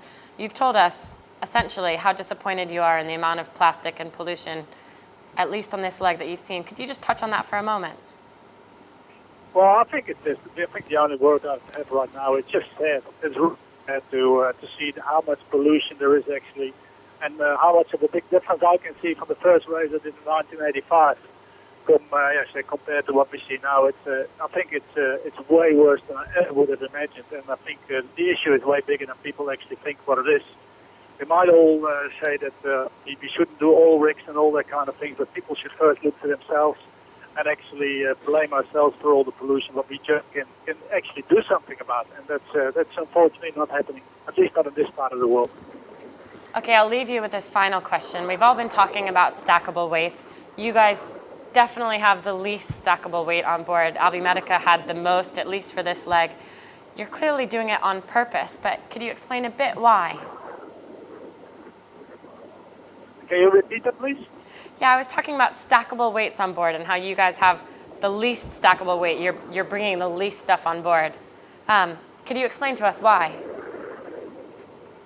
Well, we expect it to be a really light leg, and there's of course every extra gram that you take with you that is actually displacement, what we call it. And I think like the first part, we showed that we had really good speed, but of course when you're going upwind, that's probably one of the reasons as well that we probably lacked there a little bit of speed. When you're going upwind, you need stability, and that's just that's trade-offs you have to make. It's like always that crystal ball where you look in. The weather is never predictable, but it's just one of these things. We'd like to sail the boat light as possible. Thanks so much, Bauer. Excellent talking with you, and hope to talk to you again when you get to the dock. We'll let you go for now. Okay, bye-bye. Bye, cheers. We have Knut Frosted. He's down there now. We've just seen the 4th and 5th place teams battle out for the finish. Knut, your thoughts on that? Well, I think it's been great to see the boat finishing in Sanya today. It's fascinating to see how close they are. I mean, that close racing just keeps going on. I think this leg was one of the, if you look at the whole leg from the beginning to the end, I mean, apart from Dongfeng race team who managed to get some gap ahead of the fleet, they've all been sort of packed together the whole way. And the interesting thing is that this is probably navigation-wise one of the most challenging legs you can sail. There's so many obstacles. There's exclusion zones, there's shipping lanes, there's ships, there's oil rigs, there's corners to turn, and there's so many small pitfalls where you can sort of just end up losing a lot of miles by making the wrong call, and they still manage to stay absolutely packed together. It must be fun. I mean, I can't understand anything else, and it must be a lot of fun to race that way. And obviously, we are pleased to see them here in Sanya. I think now we are sort of going over around the corner in the race, because it is fairly easy up until Sanya. I mean, the leg 1 we had didn't have a lot of strong wind. Leg 2 had some tough nights, but not really sustained strong breeze. But from Sanya onwards, this changes. And in the last race, we had a massive low pressure system at the start in Sanya. Huge waves, a lot of wind, and a very tough passage through the Luzon Strait between the Philippines and the Taiwan. And a lot of currents against the wind, and then you get to New Zealand, fast reaching down to New Zealand, potential cyclones coming down towards New Zealand, a lot of breeze that way, and then from New Zealand down in the Southern Ocean, and then it's a whole other ball game. So I think what we have seen so far is it's a pretty gentle start to the race. It's tough in the sense that it's been close, but wind-wise and condition-wise, it's been pretty gentle. So I think Sanya is going to be a turning point, and I can sense that already. I had a good chat to the guys on Dongfeng race team, and they all said, you know, we better get some rest because now the tougher part of the race starts. Although it is funny because we heard both Charles and Ian Walker say that night on the Vietnam coast that they were not looking forward to it. I think Charles said it was his least favorite night of the entire race last time, and Ian said he thought it would be one of the toughest nights. So it ended up not being as bad as what they pictured, but in many ways they were so concerned about that being an issue. They were, because you know, if you, and honestly, they were quite lucky, because none of these boats really, or teams really, want to see a lot of wind when it's upwind. Upwind is not pleasant when you have 35 knots, big sea, and swell, and then quite often in this time of the year there is some very strong low pressure systems in the South China Sea, and just 5-6 days before they entered around the corner from Singapore, we had a lot of breeze in the same area. A lot of wind, and it's been continuously one low pressure after the other for weeks and weeks. I've been starting watching this since we left Cape Town, and it was always, you know, every 3-4 days there was like a big system with a lot of wind. And you don't really want to be close to the Vietnam coast. Big waves, going upwind, a lot of fishing boats, a lot of fishing marks, unmarked and unlit marks, oil rigs, things floating in the water. That is not nice when you have big waves and a lot of wind. When there's net pressure, obviously it's much more easier to avoid the obstacles. It does actually sound horrible. The way you describe it, it totally does sound like a nightmare. Exactly what they said it was like. Well, thank you so much, Knut, and we'll hope to come back to him soon. Amazing to see that we just had 4 boats in, that we had 3 in picture. Now we have, essentially, you can just see the stages of the getting to the dock. Mopfre mainsail a tiny bit down. Brunel's still up. Alvimedica there with the customs team. And I love that they've put the battle flags up, so you can see the Turkish flag, the American flag, and then, of course, the Team Alvimedica flag. It is a proud day for that team, for sure.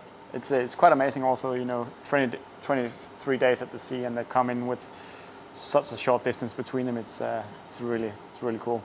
It's really incredible, especially Mopfre and Brunel. But Bauer was just, even that, his voice, the emotion in it, he doesn't sound disappointed. I'm sure he is, and he says on the inside, yes, but he's also said, you know, once one person, he loves the animal analogies. He calls them a pack of wolves, but I think yesterday he said it's like a dog. If one of us hangs our head, then the rest will hang their head. So I hold my head high, and the rest of the team does. And it was like, it's a really good, you can feel that spirit with him.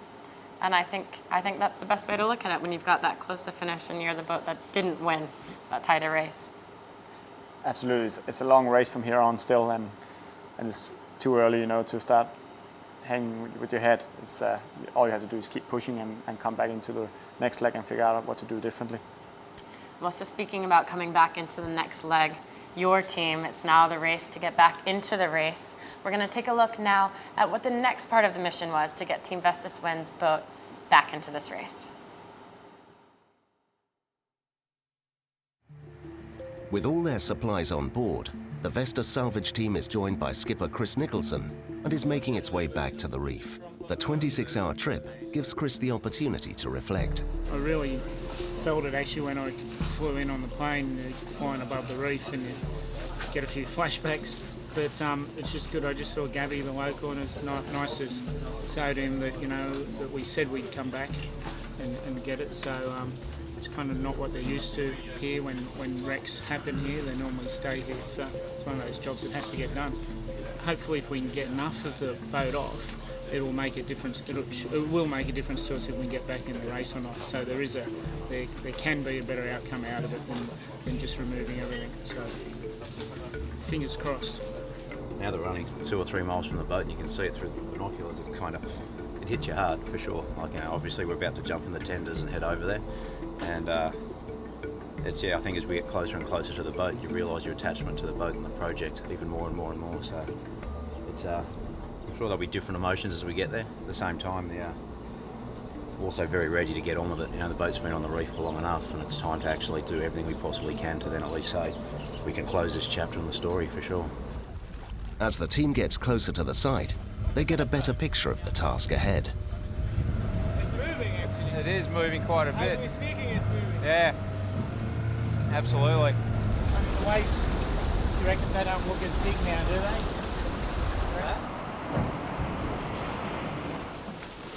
bow section still seems relatively intact.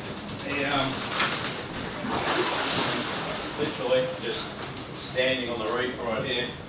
We're just trying to work out what the hull integrity is like between the two keel bulkheads, just to see what we can depend on. And that's standing on a rock right now in between the bulkheads. Got to have a starting point. Well, we've got to take the first step first, haven't we? So we've got to get. I think the whole day is literally just going to be a series of baby steps trying to work out, how the hell do we really get moving. Pretty much. Ignore that. When you look at that crack there, it's not going to take much to run a saw along the bottom of the cockpit coaming and then straight down the back of the travel track. The more time you spend walking around the boat, we are kind of answering a few questions for ourselves, which is good. Like we want to obviously get rid of the keel. I think that's probably the first operation, and we're just working out how we can use the rig as a lever to help us support the boat to be able to get in there and cut it.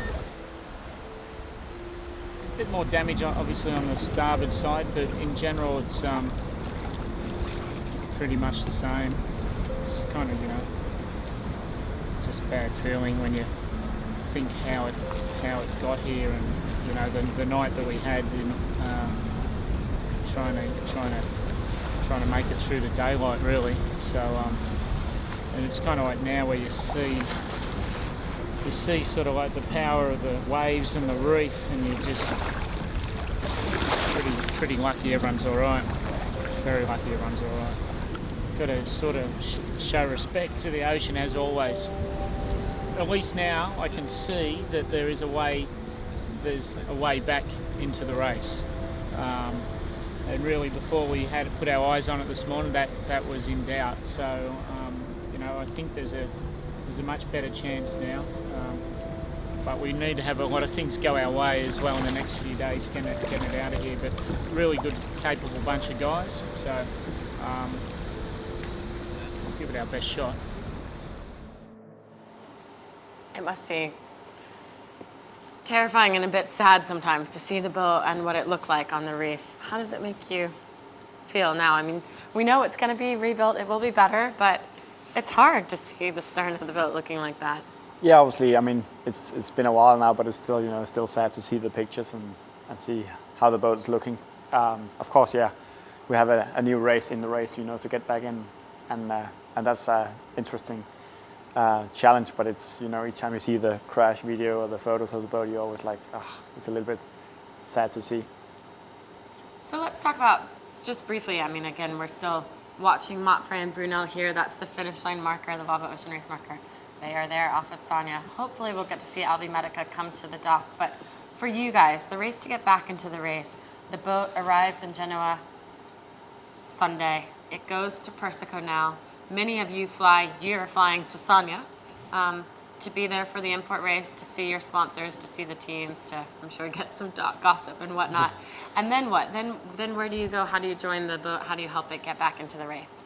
After China, we'll go to Italy, and basically we just gotta work non-stop to get the boat rebuilt and get it ready to join the race. So it's a big mix of boat builders and shore crew and sailors. Everyone's chipping in just to get the boat ready, and that's what it takes, if you want to do a comeback in the Volvo Ocean Race. Come back in the Lisbon race in the Volvo, yeah, fair enough. Well, there's a speedboat going along. That guy definitely has an engine going. Full motor. And of course a race rib. Brunel beating Mapfre with the mainsail coming down. Now, Alvi Medica, it looks like, has just been released from customs. They're moving again from the customs dock, pulling their fenders. It seems like all the boats are doing the shore team a little bit favor today, taking the mainsails all the way off the boom. That's probably why it's taking a little bit longer. It's a heavy sail. They look small when you see it, like from here on the video, but it's quite heavy, all the sails.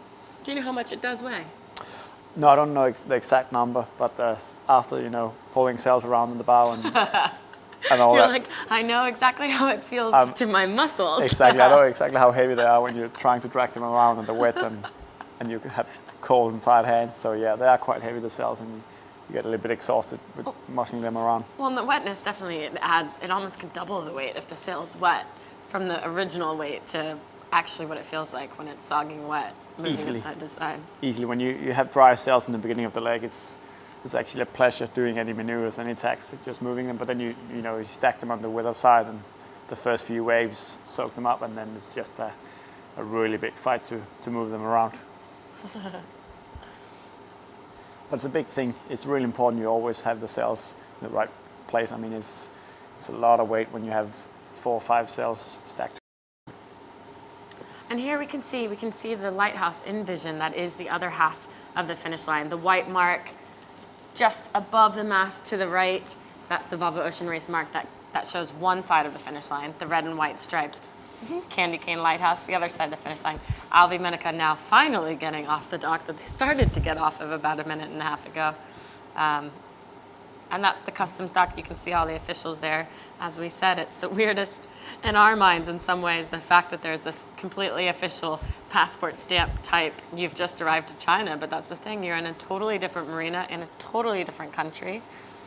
And they probably also brought a lot of cameras. That's why it's probably taking a little bit extra time today. It's also, a fun day for them to see the boats coming in. And I would completely sign up to be. I'll do it customs, it's fine. It doesn't matter what time of night. Oh, that's so sweet. The boys have a Team Vestas Wind flag flying on there. Yeah, and the starboard spreader. Side. It's a really nice gestures. I mean, there's got to be a lot of feeling of love between your teams after such an intense night like that. Absolutely. I mean, we're so pleased that we had Medica there. It was a big difference for us. So we owe these guys a lot. Absolutely. Such a reassurance for you guys and for us here, just to hear the comms and know that there was a boat close by that was able to relay if in case he did essentially abandon at the end. So good in a lot of ways. Now you can see, who's that? Husty on the bow. Yeah, that's Husty. Will Oxley. Will's like the voice of reason on that boat. He's the voice of experience for sure. He's done it before, and many times it's just this relaxing sort of uncle type mentality, I feel like, on that boat. Not quite fatherly, because it's friendlier and more fun than that. You have to be careful what you say now. Yeah. Well, he has kids. He has 2 kids. Yeah, they're definitely not Charlie's age. And that was Bill Erklands we saw for 1 second, I think. But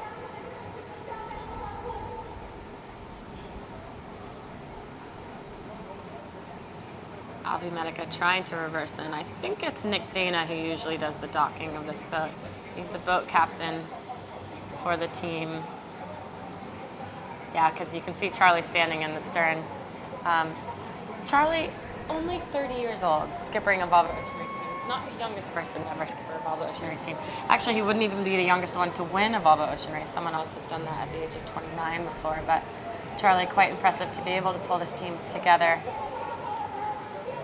Standing on the dock there, and Nick Dana in a very, very yellow shirt driving in the boat in. It's been a long journey for Charlie and Alvi Medica. I think today is, it's a really cool day for them. It is a really impressive finish.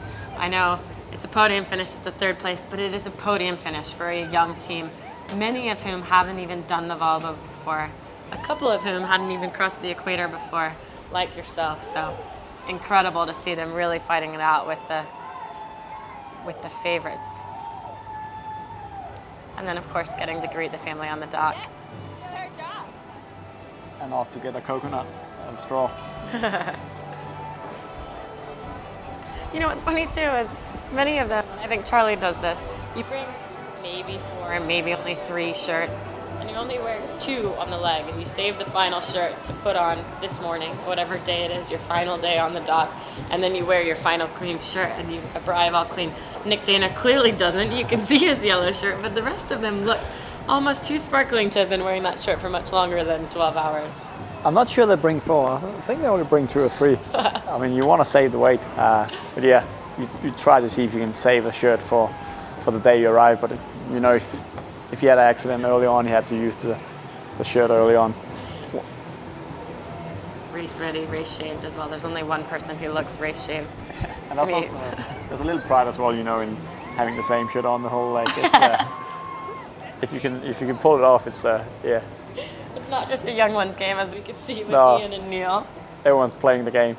And I think this team has taken on the bearded thing, and that they're running with it. A lot of the teams do take pride as well in shaving before they get to the dock. We heard Bauer say, "I already did my race shave yesterday," when he was talking about anticipating Sonia. But these guys have this whole not going to shave for the whole race mentality, and a couple of them are rolling with it. Charlie is, so it's interesting. Great to see this dock action. Follow Joe when she has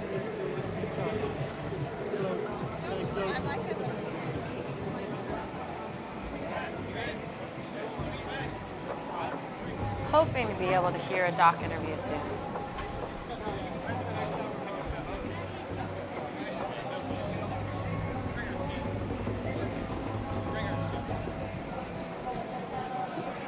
Charlie. Oh. That's Charlie and Martel, the two founders of Avimedica.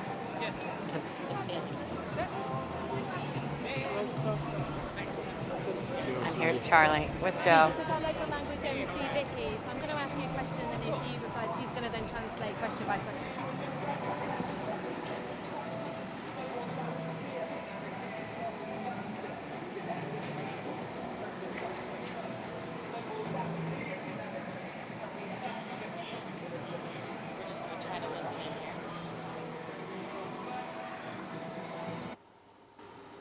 But I think we've just lost the connection. Seeing the third place podium team get in, about to be interviewed at the dock. It's clearly been a little bit challenging to get communications with Sonia all the time, but it's been an incredible finish, especially the four teams. So many days, 23 days, 18 out, 23 days, 19 hours. It's amazing how At close sea. they are. It's, and it's, you know, it's showing a good future for the rest of the race. It's only going to get closer and closer from here on. It's both are getting more equal, and they're all stealing tricks from each other and watching each other match racing. So it's going to be really tight the last few legs. How much are you looking forward to getting back into it? I'm really looking forward to get back into it. I know it's a long way from us still, and still a lot of work to be done, but it's absolutely 100% worth it, and we're going to work hard to get back into it as soon as we can. Well, thank you, Nikolai, and that will be it for us right now. We know the ETA for Team SCA is in about 8 to 9 hours, so about 3 or 4 p.m. UTC time. We'll see you there then, and that's it for me, Jenny Tulloch, and Nikolai Sehested here from the Volvo Ocean Race Control.